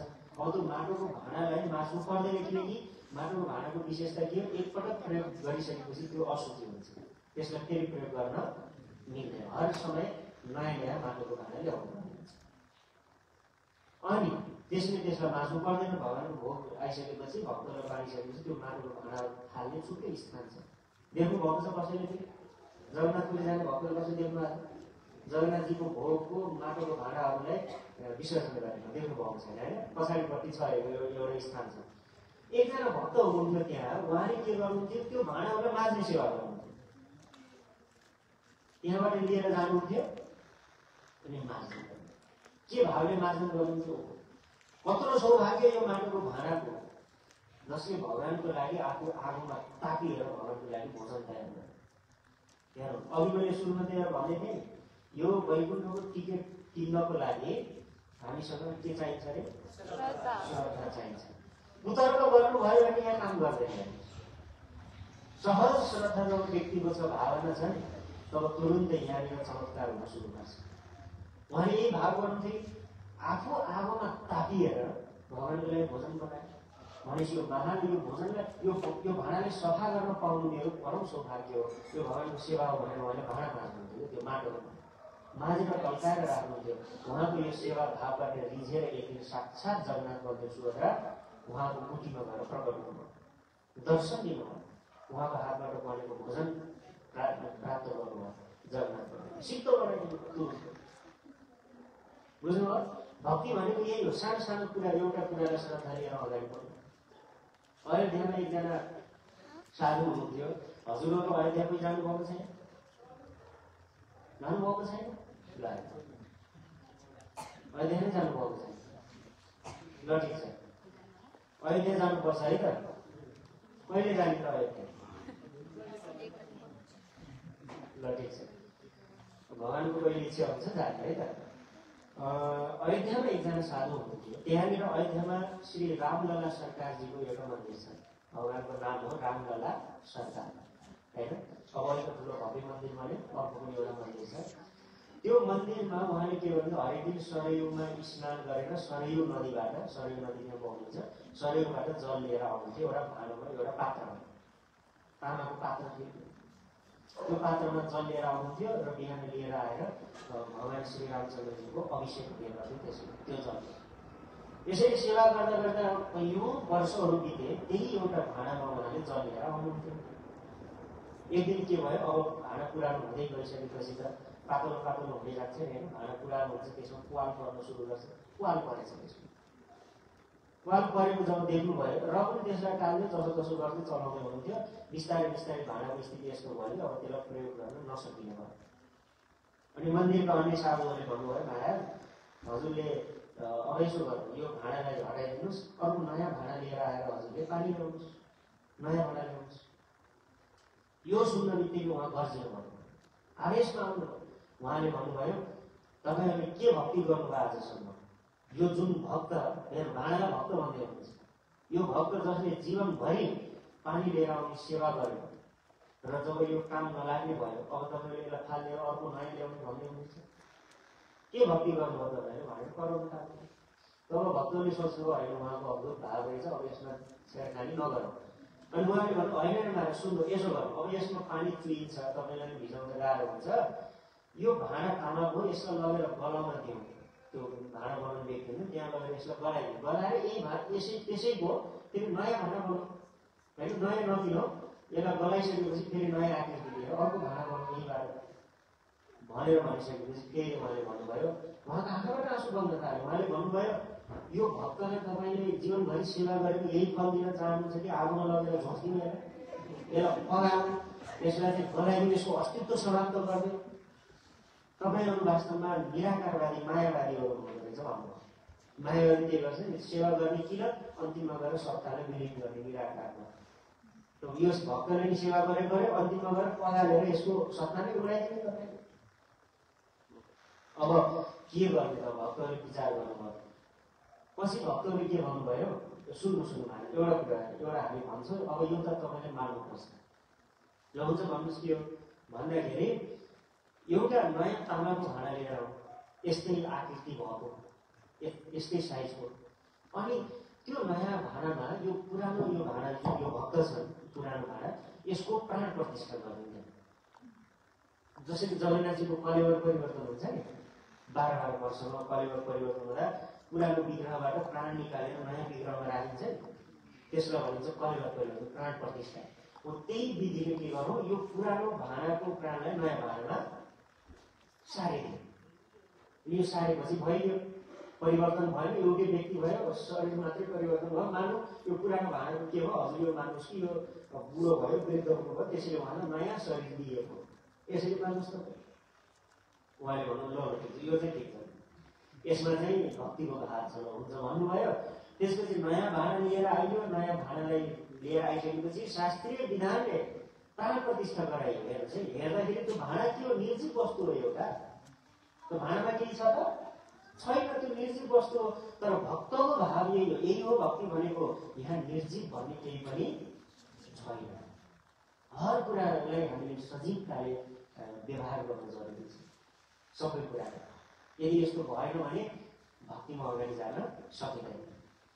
प्राण प्रतिष्ठा गरियो, प्राण प्रतिष्ठा गरेर नयाँ भाँडालाई एकदम विधिपूर्वक यज्ञ गरेर प्राण प्रतिष्ठा गरेपछि पुरानो भाँडालाई लगेर समाधि दियो र त्यो समाधि दियो, समाधिमा पूजा गरियो, भण्डारा गरियो। त्यसपछि समाधि दिइसकेपछि साधुहरू जसरी समाधि गरेपछि भण्डारा गरिन्छ नि, फिस्टको आयोजना, त्यस्तै फिस्ट गरियो। अनि त्यो समाधि अहिले पनि छ मन्दिरमा, बुझ्नुभयो नि, त्यो कमान्डोको समाधि अहिले पनि त्यहाँ राखिएको छ। अब हेर्दाखेरि तपाईँलाई लाग्यो कि के यस्तो भावुकता, यस्तो यताउता भनेर सोच्नु होला। यही हो भक्ति भनेको के हो, जब तपाईँको परिपूर्ण श्रद्धा एउटा सेवामा, एउटा श्रद्धामा, एउटा विशेष विधिमा तपाईँको श्रद्धा लाग्न सुरु गर्छ, तब के हुन्छ, तपाईँ सिद्ध हुनुहुन्छ, भक्तिमा परिपूर्ण दशामा पुग्नुहुन्छ। र भगवानको सेवामा कहिले पनि यो नसोच्नु लागि केही जल, भगवानको लागि पकाउने भाँडाहरू छ नि, त्यो सबै भाँडाहरू चैतन्य हो, सबै भाँडाहरू छ। यहाँसम्म कि भगवानको लागि पकाउने चामलहरू छन् कि छैन, चामल, त्यो चामल पनि के हो, चैतन्य हो। एकजना वैष्णव आचार्य हुनुभयो श्री वल्लभाचार्यजी, नाथद्वारा भन्ने सुन्नुभएको छ हजुरहरूले, नाथद्वारा राजस्थानमा सुन्नुभएको छ कि छैन? होइन, अहिले अब त सुन्नुभयो नि नाथद्वारा। तर नाथद्वारामा श्रीनाथजी हुनुहुन्छ, भगवान श्रीनाथ हजुरहरूले हेर्नु भने नेटहरूमा, त्यहाँ वल्लभाचार्यजीले स्थापना गराउनु भयो। एक दिन वल्लभाचार्यजी बसिराख्नु भएको थियो द्वारमा मन्दिरको, 4 जना सेतो वस्त्र लगाएका व्यक्तिहरू आए। उनीहरूको आँखाबाट आँसु बगिरहेको थियो। एकदम हुन्छ नि त्यो लम्बो थिए चारै आएर प्रणाम गरेर भने हे आचार्य चरण हामीहरूले यस्तो के अपराध गरेका थियौँ कि हामीहरूलाई सेवाबाट बाहिर निकाल्नु भयो हजुरले भनेर भने उहाँले भन्नुभयो मैले तपाईँलाई चिनेको छैन मैले सेवाबाट कसरी निकालेँ हजुरहरू को हुनुहुन्छ कृपया मलाई बताउनुहोस् भनेर सोध्नुभयो तब त्यो चारजनाले के भन्नुहुन्छ थाहा छ उहाँले भन्नुहुन्छ कि अस्ति भर्खरको कुरा हो भगवानको जुन किचन छ मन्दिरको किचन भान्साघर त्यहाँ हजुरले सेवा गर्नुहुन्छ भक्तहरू जसले भगवानको लागि भोग पकाउनुहुन्छ र त्यहाँ पकाउने क्रममा के भयो चामललाई जब उहाँले मिच्दै हुनुहुन्थ्यो नि मिचेर त्यसको माथिको त्यो चौलानी भन्छ होइन त्यो पानीले यसरी फाल्दै हुन्थ्यो त्यहाँबाट 4वटा चामलका दानाहरू भुइँमा खसेर नालीबाट बगेर बाहिर आयो र हामीहरू त्यही 4वटा चामलका दाना यस्तो भन्छन् हामीहरूलाई कत्रो ठुलो आशा थियो कि हामी भगवानको भोग के बन्छौँ भनेर भगवानलाई भोग लगाइनेछ हाम्रो भनेर कति हर्षित थियो तर तपाईँले सेवकहरूले हामीलाई त्यो सेवाबाट वञ्चित गरिदिए भनेर यसरी भने त वल्लभाचार्यजीले तुरुन्तै आफ्नो सेवकहरूलाई बोलाएर गाली गर्नुभयो लिएर तिनीहरू सेवामा किन सावधानी अप्नाइराखेका छैनौ उहाँले त्यो दिन पूर्ण रूपमा निर्जन उपवास गर्नुभयो 4वटा चामलको लागि उपवास गरिदिनु भयो र सबै सेवकहरूलाई सम्झाउनु भयो आइन्दा भगवानको सेवाको कार्यमा कहिले पनि जडबुद्धि नगर्नु यो चामल हो यो तरकारी हो यो भाँडा यस्तो जडबुद्धि नगर्नु भगवानको सेवामा मन्दिरमा सबै के हुन्छ सबै चैतन्य हुन्छ बुझ्नुभयो नि पार्टीलाई यहाँ यति दिव्य घटनाहरू छन् भक्ति जीवनभित्र त्यसैले करो हरेर मन्दिर मार्जन आदेश यो प्रकरणमा कुरा आइरहेको थियो कि हातहरूले हामीले के गर्नुपर्छ भगवानको सेवा गर्नुपर्छ बुझ्नुभयो नि भाँडा माझ्नुपर्छ मलाई याद आउँछ हामीहरूको सुरुको दिनहरूमा स्कुलमा आजभन्दा 12 वर्ष अगाडिको कुरा हो होइन सुरुमा जब हामीहरू आउने गर्थ्यौँ स्कुलमा सेन्टरहरूमा आउँदाखेरि हामीहरूको बिचमा कम्पिटिसन हुन्थ्यो कसले छिटो गरेर भाँडा माझ्नु भने यस्तो शनिबारको फेस्टिभल हुन्थ्यो शनिबारको फेस्टिभल हुँदाखेरि जब कार्यक्रम सकिसकेपछि जब प्रसाद दियो नि प्रसाद दिइसकेपछि सबैजना आफ्नो घरतिर निस्किनुहुन्थ्यो अनि हामीहरूको ग्रुप थियो 5-7 जना भक्तहरूको प्रसाद खाएर सक्न बित्तिकै तुरुन्तै किचनमा गएर दौडेर गएर भाँडा माझ्नु होइन अनि त्यो भाँडा माझ्ने सेवा गर्नको लागि लुचाचुर हुने गर्थ्यो बरु त्यो भाँडा माझ्नु त्यो मलाई त्यो म गर्छु भनेर यस्तो अनि जसले ठुलो भाँडा माझ्न पायो त्यो एकदम प्रसन्न रह्यो सानो भाँडा माझ्ने उसलाई अवसर मिल्यो सानो मात्रै भयो भने ल आज मैले खासै सेवै गर्न पाइनँ भन्ने यस्तो भाव हुन्थ्यो हाम्रो टाइमहरूमा यस्तो सेवा भाव बडो प्रचलित थियो वास्तवमा तर अहिलेको समयमा बिस्तारै भक्तहरू प्र्याक्टिकल हुँदै जानुभयो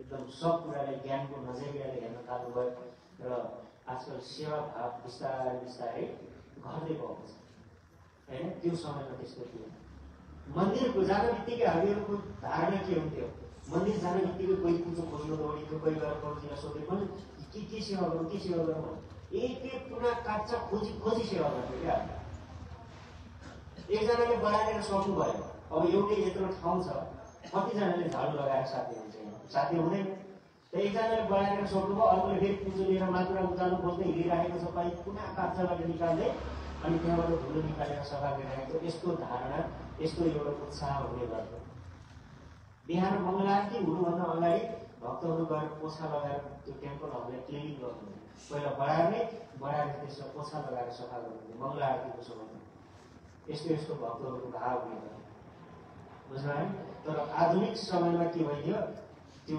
गर्ने रुचि छैन हेर्नु अगाडि जस्तो ध्यान गर्ने हाम्रो योग्यता छैन हामी गर्न सक्दैनौँ अब हामीले गर्ने भनेको भक्ति हो भक्ति भनेको के हो यही सेवा हो अब त्यो सेवा गर्न भने हामीलाई रुचि भएन भने अब हामीहरू त्यो अनन्त राज्यमा जान सक्छौँ कि सक्दैनौँ अब हामी भगवानको प्राप्ति गर्न सक्छौँ कि सक्दैनौँ सकौँला त भन्नुहोस् त सक्छौँ त सक्दैनौँ त्यसैले के गर्नु पर्यो भक्ति गर्ने हो भने भक्तिको विधिको पालन गर्नुपर्छ भक्तिको विधिले के भन्छ पहिला सेवा गर्नुहोस् शरीरले सेवा गर्न सुरु गर्नुहोस् एकैचोटि धेरै ठुलो कुराहरूमा हातहाली होइन पहिला शरीरले सेवा गर्न सुरु गर्नु यो शरीरबाट पसिना निकाल्नु सेवा गरेर जति पसिना निकाल्नुहुन्छ त्यति नै के हुन्छ हाम्रो मनको अशुद्धिहरू पसिनाको माध्यमबाट बाहिर बगेर जान्छ कीर्तनमा नाचेर पसिना निकाल्नुहोस् त्यसले हाम्रो अशुद्धि समाप्त हुन्छ बुझ्नुभयो? सेवा गर्ने भाव। मन्दिरमा जब जब आउनुहुन्छ सेवा गर्ने भाव लिएर आउनुहोस्। हर समय सेवा गर्ने भाव लिएर आउनु। के सेवा गर्नु? त्यसैले वैष्णवहरूको परम्परामा के भनिन्छ? किङ्कर भनेर भनिन्छ। सुन्नुभएको छ? किङ्कर। किङ्कर भनिन्छ। भगवानका किङ्करहरू, भगवानका पार्षद किङ्कर भनिन्छ। किङ्कर मतलब किम करोति इति किङ्कर। के गरौँ भन्नेवाला व्यक्तिलाई के भनिन्छ? किङ्कर। के गरौँ भने के सेवा गर्नु, के सेवा गर्नु, यस्तो सेवा गर्नुपर्छ। यही नै हो भक्ति हो। बुझ्नुभयो? यहाँबाट सुरु हुन्छ।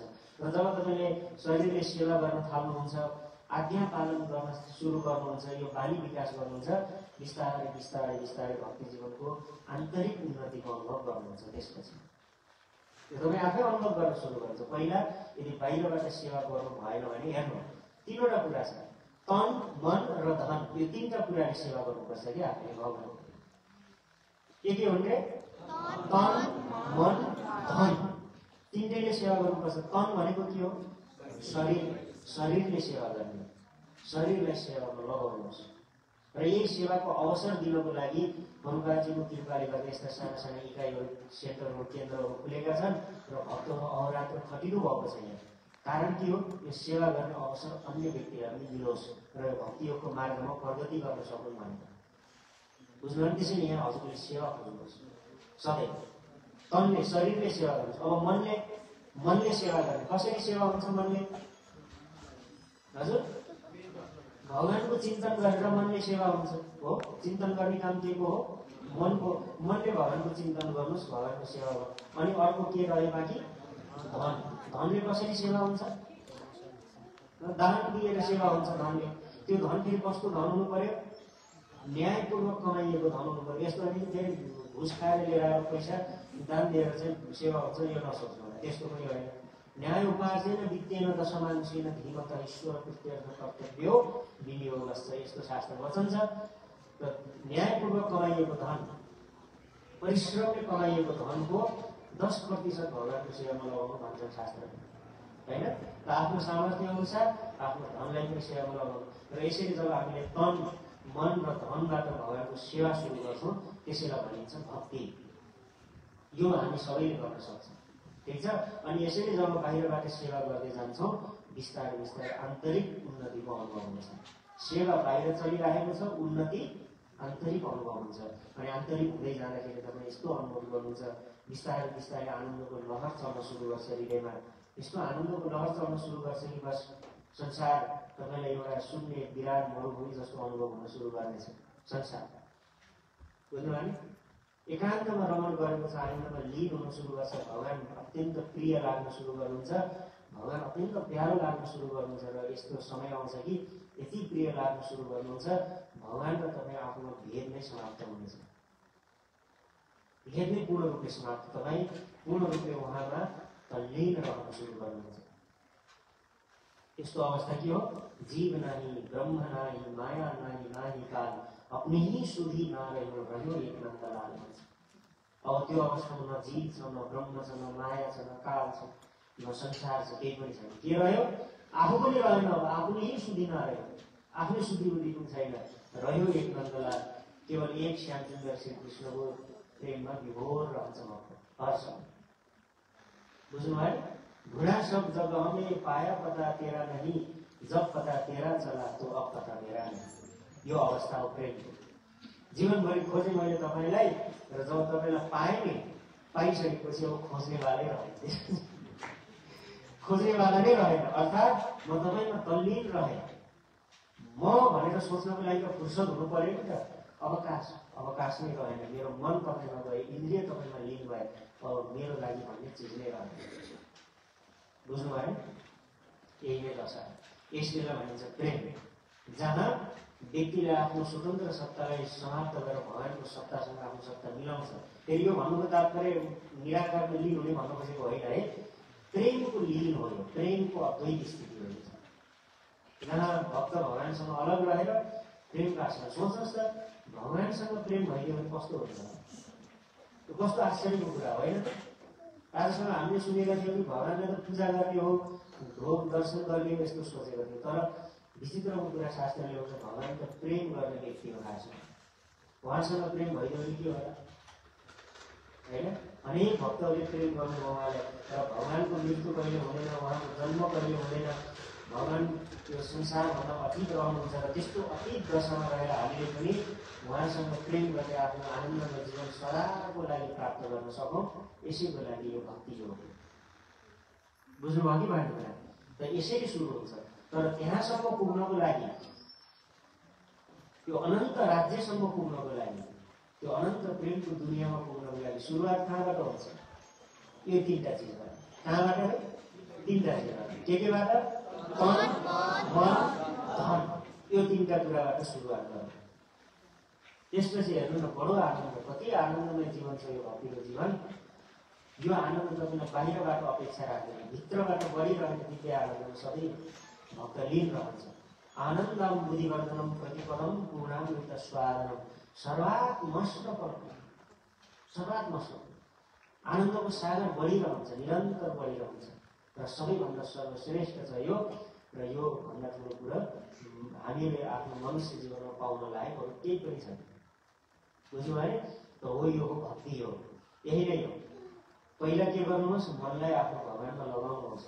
आँखाहरूले भगवानको सेवा गर्नुहोस्, नाकले गर्नुहोस्। सबै इन्द्रियहरू अघि जुन हामीले चर्चा गऱ्यौँ नि, नाकले भगवानमा चढाएको धुपको सुगन्ध लिनुहोस्। सबै सुविधाहरू यो मन्दिरमा सेन्टरहरूमा हुने गर्छ। यसका साना केन्द्रहरू। अब अहिले एकछिनपछि हामीहरू यहाँ पुष्प अभिषेक छ होइन? पुष्प अभिषेक भगवानको पुष्प उत्सव चल्नेछ यहाँ एकछिनपछि। यस्तै उत्सवहरू बनाउनुपर्छ भक्तहरूसँग मिलेर। पुष्पको होली हुने गर्छ कहिलेकाहीँ। उत्सवहरू आयोजनाहरू भइराख्ने गर्छन् र सबैजना भक्तहरू मिलेर यसरी भगवानको उत्सवहरू जब मनाउनुहुन्छ, भगवानले श्रीमद् भागवत महापुराणको एकादश स्कन्धमा भन्नुहुन्छ, म अत्यन्त प्रसन्न हुन्छ जब भक्तहरू मिलेर मेरो उत्सव मनाउँछ। उत्सवमा समय दिन्छ। अघि हामी आउँदा अक्कलजी फुल लिएर आउँदै हुनुहुन्थ्यो बाटोमा, बाइकमा होइन? यसमा चाहिँ समय लगाउनु भएको छ। यसमा समय जसले लगाउनुहुन्छ त्यस्तो भक्तहरू भगवानलाई अत्यन्त प्रिय हुन्छ। उत्सवहरू मनाउनु, आयोजनाहरू, महोत्सवहरू मनाउनु, यो भक्तिको तरिका। भक्तहरू सबैजना मिलेर कीर्तन गर्नु,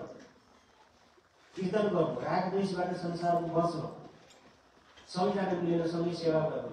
म अघि आउँदाखेरि जब भित्र प्रवेश गरेँ, भक्तहरू सबैजना मिलेर कुकिङ गर्ने हुनुहुन्थ्यो, कसैले सेवा गरिराख्नु भएको थियो। मलाई फेरि त्यो पुरानो दिनहरू याद आयो, आफू सेन्टरहरूमा बस्दाखेरिको दिन। यस्तै दिनहरू थियो, बडो आनन्द थियो वास्तवमा।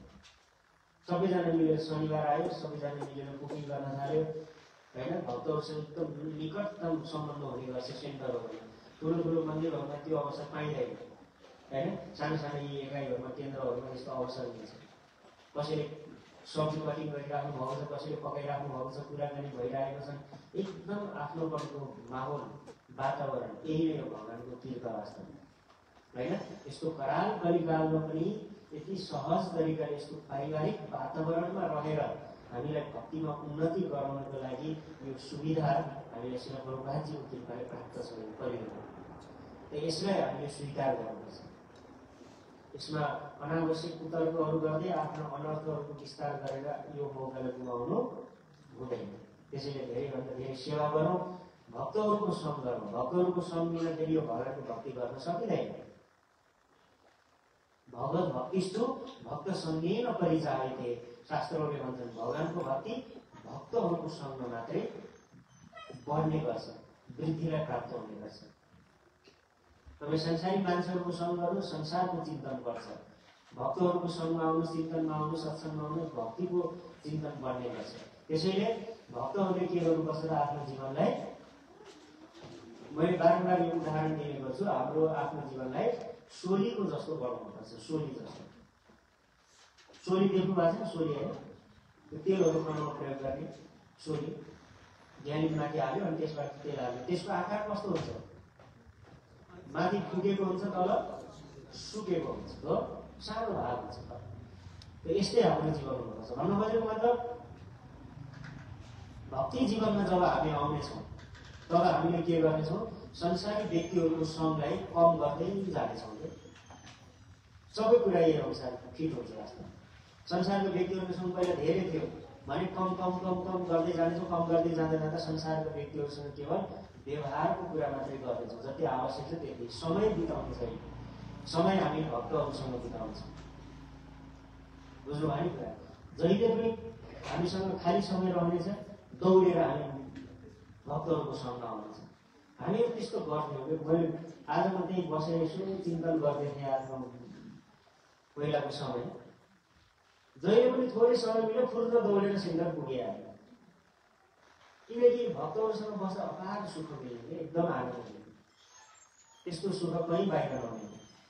किनकि त्यहाँ केही भगवान्को चर्चा भयो। अब त्यो टाइममा हामीहरूसँग ब्रह्मचारीहरू हुनुहुन्थ्यो, उहाँहरूले पनि प्रेरणा गर्नुहुन्थ्यो, बडो आनन्दमय जीवन दिइरहेको थियो।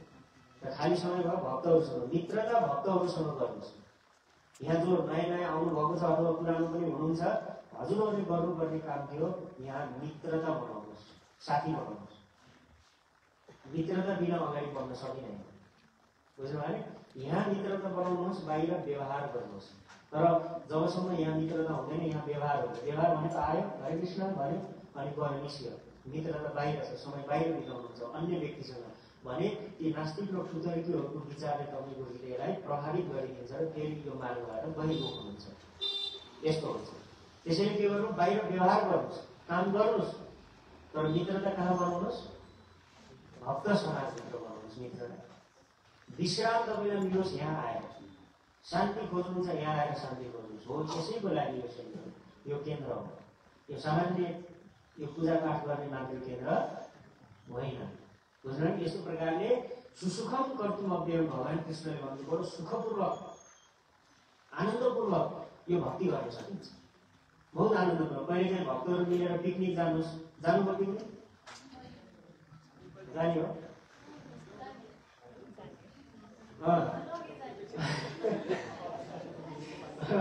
अब लगै जाने हो भन्दै हुनुहुन्छ होइन? कहिले काहीँ भक्तहरू मिलेर पिकनिक जाने। किनकि यो भक्तिको जीवन भनेको यस्तो होइन कि यहाँ आएको छ भनेर यताउता त्यस्तो होइन, बडो आनन्दमय। भक्तहरू मिलेर पिकनिक जानुहोस्। पिकनिक जाने, पिकनिकमा रमाइलो गर्नुहोस्, आनन्द गर्नुहोस्, भगवानको प्रसाद बनाउने खाने होइन। अस्ति भर्खर हामीहरू उता मन्दिरबाट पिकनिक गएका थियौँ, हाम्रो पाठशालाबाट पिकनिक गयो, बडो आनन्द भयो, एकदम रमाइलो। भक्तहरूसँगको पिकनिक धेरै आनन्ददायक हुन्छ। पिकनिक जाने अब वर्षमा यहाँबाट धाम यात्राहरूको कार्यक्रमहरू भइरहेको हुन्छ। धाम यात्रा जानुभयो हजुरहरू?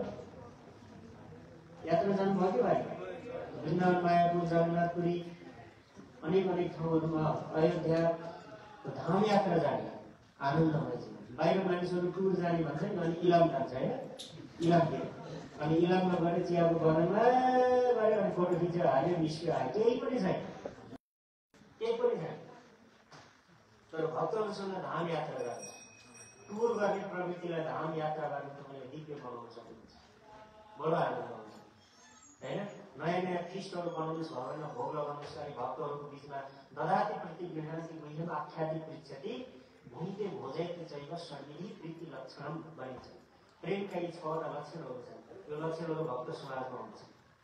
ददाति, केही कुरा गिफ्ट दिने, प्रतिगृह्णाति, उहाँले गिफ्ट दिनुहुन्छ भने त्यो गिफ्टलाई स्वीकार गर्ने। केही गिफ्टहरू दिनुहुन्छ कि दिनुहुन्न? एक अर्कोमा दिनुहुन्छ कि दिनुहुन्न?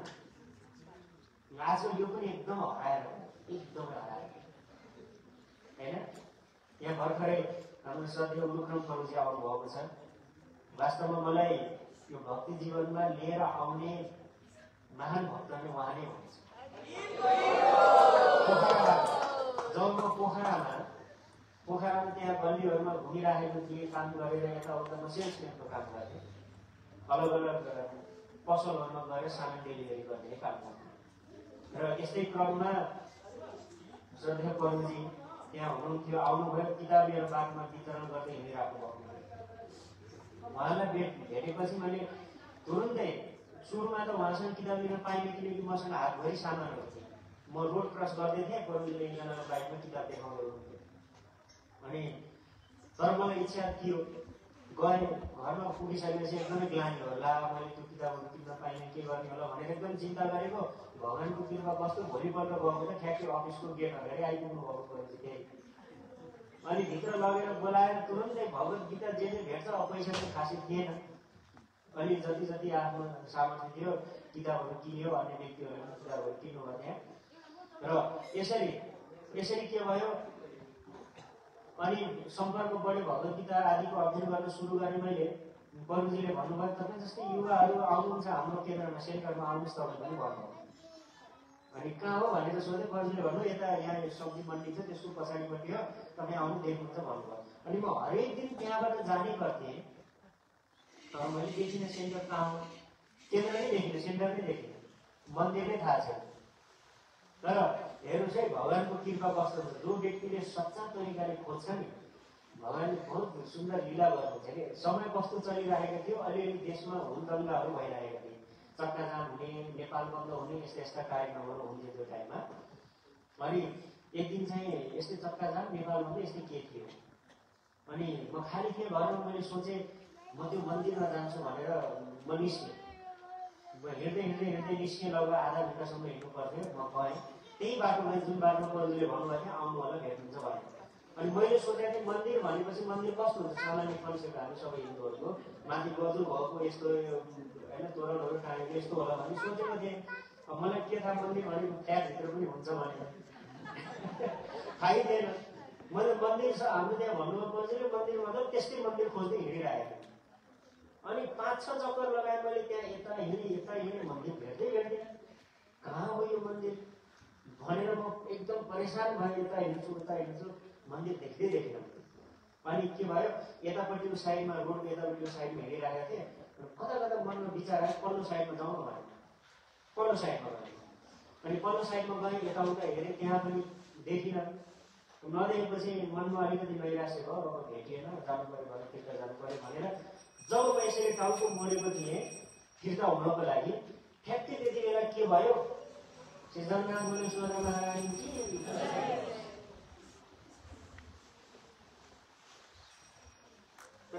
त्यति बेला के भयो, जब मैले आफू यसो टाउको मोडेर फिर्ता जानको लागि म प्रयास गर्दै थिएँ, तुरन्तै आँखामा एउटा प्रकाश टल्कियो कि मेरो, यता साइडबाट आँखामा टिलिक्क प्रकाश टल्कियो। अनि टिलिक्क यसरी प्रकाश टल्केपछि म यसरी हेरेँ, सामान्य सबैले हेर्छ त्यसरी। अनि यसरी हेरेको त माथि बल्ल मैले बोर्ड देखेँ, माथि अन्तर्राष्ट्रिय कृष्ण भावनामृत सङ्घ भनेर लेखेको बल्ल बोर्ड देखेँ मैले। अनि त्यो बोर्ड टल्किएको रहेछ कि घामले, कसरी टल्क्यो मलाई थाहा छैन, भगवानको कृपा बल्ल देखेको। त्यही बाटो त्यही बिल्डिङको मुनिबाट दिनमा 10 पटकसम्म ओहोरदोहोर गरिरहने गरेँ, तर माथि मैले गरिदेखेको थिएँ, किनकि मैले मन्दिर भनेपछि गजुवाला बोल्दै हिँडिरहेको। अनि त्यहाँनिर एकजना भक्त बसिराख्नु भएको रहेछ, यसरी रेलिङमा यसरी लगाएर मलाई हेरिराख्नु भएको रहेछ। मैले उहाँलाई हेरेँ, उहाँले मलाई हेर्नुभयो होइन।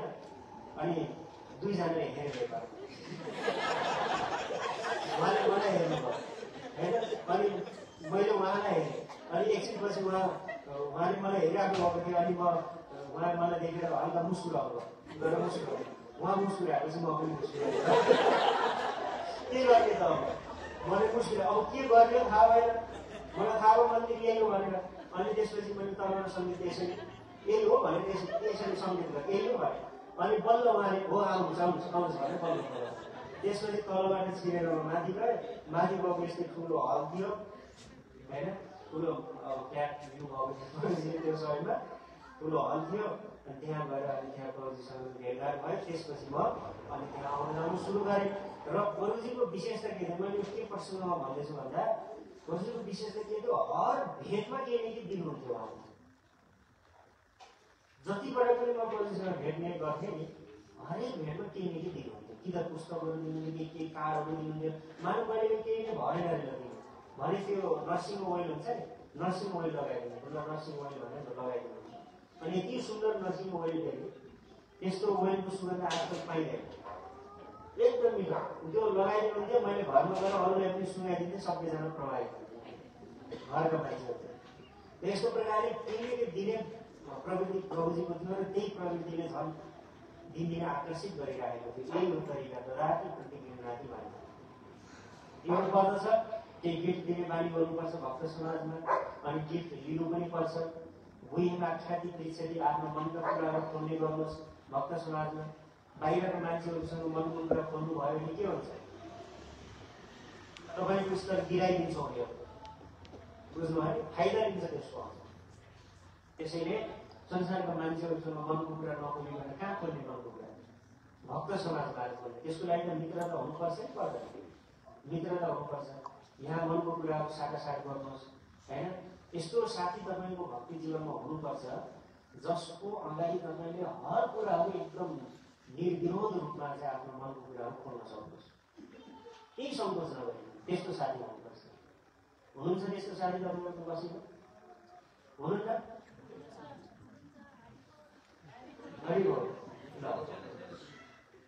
केही पनि कुरा सानो सानो भावनाको कुरा पनि तपाईँले उहाँसँग सेयर गर्न सक्नुहोस् र तपाईँले सेयर गरेको कुरा उहाँले गोपनीय राख्नुहुन्छ र त्यसलाई बढाइ चढाइ गर्नुहुन्छ। बुझ्नु है? वो यस्तो साथी हुनु जरुरी छ भक्ति जीवन। मुझे आख्याति प्रेक्षति अनि घुम्ते भोजाइते चाहिँ भयो। घुम्ते भनेको प्रसाद लिनुहोस्। अब एकछिनपछि यहाँ हाम्रो प्रसादको कार्यक्रम पनि हुन्छ। फेरि आज द्वितीय एकादशीको दिन पनि छ। थाहा छ नि हजुरहरूलाई आज एकादशीको दिन हो। खोइ त त्यो अन्न बिना सबैको बानी समाधिमा गयो भनेर। त एकादशीको दिव्य दिन पनि छ। आज एकादशीको फिस्ट हुँदैछ एकछिनपछि हाम्रो। हरिबोल। एकादशीको फिस्ट यसरी नै भक्तहरूको समाजमा घुम्दै भनेको खाने, भक्तहरूसँग मिलेर प्रसाद खाने, सबै बसेर प्रसाद खाने। परुपाजीलाई खुब मन पर्दैन भक्तहरू सबै बसेर प्रसाद खाने। एकदम खुसी हुनुहुन्थ्यो। उहाँ आएर हेर्नुहुन्थ्यो, प्रसाद वितरण गरिरहेका छन्, भक्तहरूले खाइरहेका छन्। आएर जब सर हेर्नुहुन्थ्यो एकदम प्रसन्नताले उहाँको अनुहार खप्रिन्थ्यो। वास्तवमा एकदम खुसी हुन्थ्यो। र सँगै बसेर प्रसाद सेवन गर्ने भक्तहरू भोजाइते अनि साथसाथै फेरि भक्तहरूलाई भोजन गराउने पनि गर्नुपर्छ। यस्तो होइन कि एउटाले खाएको छ खाना सबै सकिसक्यो त्यस्तो पनि होइन। खाने र खुवाउने दुईटै बानी हुनुपर्छ। केही प्रसाद दिए आफ्नो घरमा बोलाएर जस्तो गृहस्थ भक्तहरूले आफ्नो घरमा बोलाएर चाहिँ अन्य भक्तहरूलाई प्रसाद ग्रहण गराउने यस्तो पनि हामीले बानीको विकास गर्नुपर्छ। घरमा बोलाएर प्रसाद भोजन गराउनु। बुझ्नु है? घुम्दै भोजाइते चाहिँ भयो। यस्तो गऱ्यो भने सद्विधि रीति लक्षण यो 6वटा विधि गऱ्यो भने अनि हामीहरूको के हुन्छ? सम्बन्ध बन्छ। सम्बन्ध राम्रो हुन्छ र बल्ल यो भक्ति जीवनमा हामी तीव्रताले अगाडि जान सक्छौँ। यो भक्ति जीवनमा प्रगति गरेर अनि हामीले त्यो परम प्रेमको जुन दशा छ त्यसलाई यही जीवनमा प्राप्त गर्न सक्छौँ। यही जीवनमा यिनै आँखाहरूले श्याम सुन्दरको दर्शन प्राप्त गर्न सकिन्छ। त्यो दर्शन प्राप्त गर्न सकिन्छ। यो कुनै धेरै दुर्लभ चिज छैन भक्ति जीवनमा। बहुत सरलताले प्राप्त हुन्छ कलियुगमा। त्यसैले गीतादिषु प्रजाराजन कलौ इच्छन्ति सम्भव प्रभो खलु भविष्यन्ति नारायण परायण। भागवतले के भन्छ? सत्ययुगका ऋषिहरू पनि कलियुगमा जन्म लिन चाहनुहुन्छ। कलियुगमा जन्म लिन पाऊँ भनेर प्रार्थना गर्नुहुन्छ। किन? कि कलियुगमा जति सजिलो छ भगवानको प्राप्ति गर्न त्यो अन्य युगमा छैन। बहुत सजिलो छ कलियुगमा भगवानको प्राप्ति गर्न, अत्यन्त सजिलो। यही कराल कलिकालले 56 पटकसम्म नरसिंह मेहताजीले भगवान श्रीकृष्णको दर्शन गर्नुभयो। 56 पटकसम्म होइन। यही कराल कलिकालमा मीराबाईले आफ्नो गिरिधरप्रति अपार प्रेम प्रकट गर्नुभयो। यही कलियुगमा कर्मबाईले भगवान जगन्नाथजीलाई आफ्नो प्रेमको अधीन गरिदिनुभयो। यही कराल कलिकालमा गोस्वामी तुलसीदास जस्ता महाभागवतहरू प्रकट हुनुभयो। यही कराल कलिकालमा स्वर गोस्वामी चैतन्य महाप्रभु अनेक आचार्यहरू भक्तिकालमा प्रकट हुनुभयो। र उहाँहरूले अत्यन्तै सरलताले उहाँहरूले भगवानको प्राप्ति गरेर देखाइदिनु भयो। र त्यो विधि हामीलाई पनि लिएर जानुभएको छ। त्यसैले मैले भने अघि जुन ध्यानको पद्धति थियो नि त्यो ध्यानको पद्धतिबाट तपाईँले ध्यान गर्न सक्नुहुन्न। तर भगवानसँग प्रेम भयो भने यस्तो ध्यान लाग्न सुरु गर्छ कि त्यो कुनै बयान गर्न साध्य छैन। हाम्रो वृन्दावन धाममा एकजना साधु हुनुहुन्थ्यो। उहाँको नाम हो किलदेवजी, स्वामी श्री किलदेवजी। उहाँको नाम किलदेव कसरी हो भन्दा एकपल्ट के भयो? अकबर थियो, अकबर बादशाह अकबर मथुरातिर आइरहेको थियो आक्रमण गर्नको लागि। घोडामा चढेर आएका सेनाहरू लिएर आउँदै थियो। बाटोमा उहाँ किलदेवजी बसेर भगवान श्रीकृष्णको चिन्तन गरिरहनुहुन्थ्यो, ध्यान गरिरहनुहुन्थ्यो। ध्यानमा यति तल्लीन हुनुहुन्थ्यो। अब अकबरले भनेर यसरी कराउन थाल्यो। उहाँले सुन्नु भएन किनकि उहाँ समाधिस्थ हुनुहुन्थ्यो। समाधिमा बाहिरको ध्वनि जाँदैन कहिले पनि। अनि उहाँका सेनाहरू गएर अनेक प्रकारले उठाएर फाल्ने यताउता गर्ने प्रयास गर्दा उठाउन खोजेको उठाउनै सकेन कसैले। 10 जना 20 जना 50 जना लाग्यो उठाउनलाई। सामान्य एउटा लिखुने साधुलाई उठाउन सकेन। किन सकेन? विचार गर्नु। जुन भक्तले अनन्त कोटि ब्रह्माण्ड नायक सर्वेश्वर परात्पर परब्रह्म भगवानले आफूभित्र धारण गरेको छ र त्यो भगवानभित्र के छ? यशोदा मैयाले भगवान कृष्णको मुखभित्र के देख्नुभयो? ब्रह्माण्ड देख्नुभयो भएन? अनन्त अनन्त ब्रह्माण्ड। त्यस्तो अनन्त अनन्त ब्रह्माण्ड जसले आफ्नो पेटभित्र धारण गर्नुहुन्छ त्यो भगवान, अनि त्यो भगवानले जसले आफ्नो हृदयमा धारण गर्नुहुन्छ त्यो भक्त कति गर्नु पर्ने, कति भारी हुन्छ त्यो भक्त उठाउनै सकेन। अनि गयो भने अकबरलाई महाराज यो फकीरले हामीले उठाउन सकेनौँ, के गर्ने भन्दाखेरि अकबरलाई एकदमै नरम म बादशाह शहनशाह बादशाह म आएको छु, यो बसेर यहाँ ध्यानको नाटक गरिन्छ, यसको निधारमा किला ठोक्दै तिमीहरूले भनेर भन्छ। अब मेक्छ थियो हेमन थियो जे पनि गर्नु उहाँ ध्यानमा बसिराख्नु भएको छ, तुरुन्तै उनीहरूले के गर्ने यहाँ निधारमा यहाँ ट्याक्कै यहाँ निधारमा गएर किल्ला ठोक्यो, गाउँ गरेर किल्ला ठोक्यो। तर पनि उहाँको समाधि भङ्ग भएन, उहाँ प्रेममा मग्न हुनुहुन्थ्यो ध्यानमा। किल्ला ठोक्यो, किल्ला भित्रसम्म गयो। अनि सुरुमा त रगत आइराखेको थियो, एकछिनपछि त के भयो रगतसँग सबै बन्द, किल्ला त्यहाँभित्र ठोकेको किल्ला पनि गायब भयो। अनि कहाँ गयो किल्ला भनेको त एकाएक अकबरको निधार दुख्न थाल्यो। अकबरको निधार दुख्न थाल्यो, उसलाई कहाँ दुख्न थाल्यो, के भयो भन्दा अकबरको निधारबाट रगत आउन थाल्यो। हेरेको त त्यो किल्ला त अकबरको निधारमा ठोकिएको छ। हेर्नुहोस् ठोकिएको थियो यता साधुको निधारमा, तर पुगेका अकबरको निधारमा।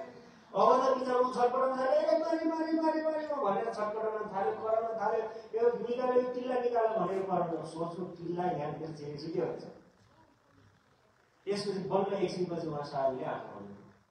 साधुहरूको पनि विचित्र लीला थियो, त्यत्रो बेरसम्म के गर्नु, एकछिनपछि आँखा खोल्नु।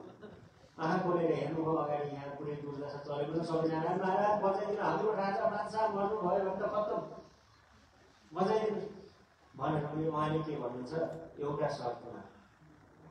के शर्त हो भन्नुहोस् भन्दा आइन्दा तिमीहरूको यो पामर चरण बुझ्नमा पर्ने छैन, मतलब तिमीहरूको यो पापी खुट्टाहरू बुझ्नमा पर्ने छैन।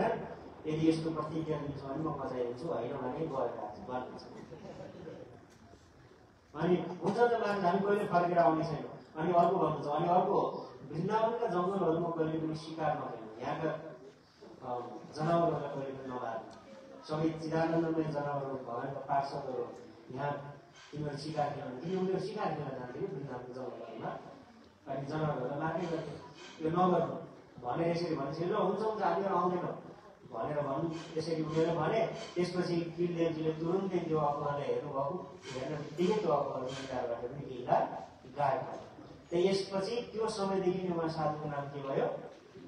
किलदेव, किल ठोकेको हुनाले उहाँको नामै किलदेव। र अहिले पनि मधुरामा किलदेवजीको स्थान छ, त्यहाँ जाँदाखेरि म प्राय त्यहाँबाट जहिले पनि दर्शन गर्ने गर्छु किलदेवजीको स्थान, है। यस्तो यो भगवानको प्रेमको तन्मयता बुझ्नु भने जहाँ केही छैन, न पीडा छ, न हर्ष संसारको केही छैन, बस आफ्नो प्रियतम प्रभुको चिन्तनमा डुबिरहेको छ। र त्यो स्तरसम्म पुग्नको लागि कहाँबाट सुरु गर्नुपर्छ हामीले? यो तिनवटा चिजहरू के मन, मन र धन, यो तिनवटाले हामीले सेवा सुरु गऱ्यौँ भने अनि बल्ल बिस्तारै बिस्तारै प्रगति हुँदै जान्छ। अन्यथा यदि गरेनौँ भने सबै सुनाउने कुराहरू यहाँ से आए यहाँ से गया भने जस्तो केही पनि हुँदैन। प्रयास गरेनौँ भने केही पनि हुँदैन। त्यसैले हामीले सेवा सुरु गरौँ, माला जप गरौँ, नाम जप गरौँ। यो कलियुगमा भगवानको नाम सर्वश्रेष्ठ हो, नाम बाहेक अरू केही पनि उपाय छैन। हरे नामै हो केवल, हरिको नाम बाहेक अरू केही पनि हाम्रो गति छैन। सबैले भगवानको नामको आश्रय लिँदै यस्ता सेन्टरहरूमा आएर, केन्द्रहरूमा आएर भगवानको सेवा गर्दै, भक्तहरूको सङ्ग गर्दै यो भक्ति मार्गमा प्रगति गरेर आफ्नो जीवनलाई सार्थक बनाउँ। यदि भन्दै म यो दिव्य प्रवचन श्रृङ्खलालाई यहाँ बन्द गर्न चाहन्छु, विराम दिन चाहन्छु। अब हजुरहरूका केही प्रश्नहरू छन् भने कृपया सोध्नु होला, है त। कसैको केही प्रश्नहरू छन्? च्यान्टिङको बारेमा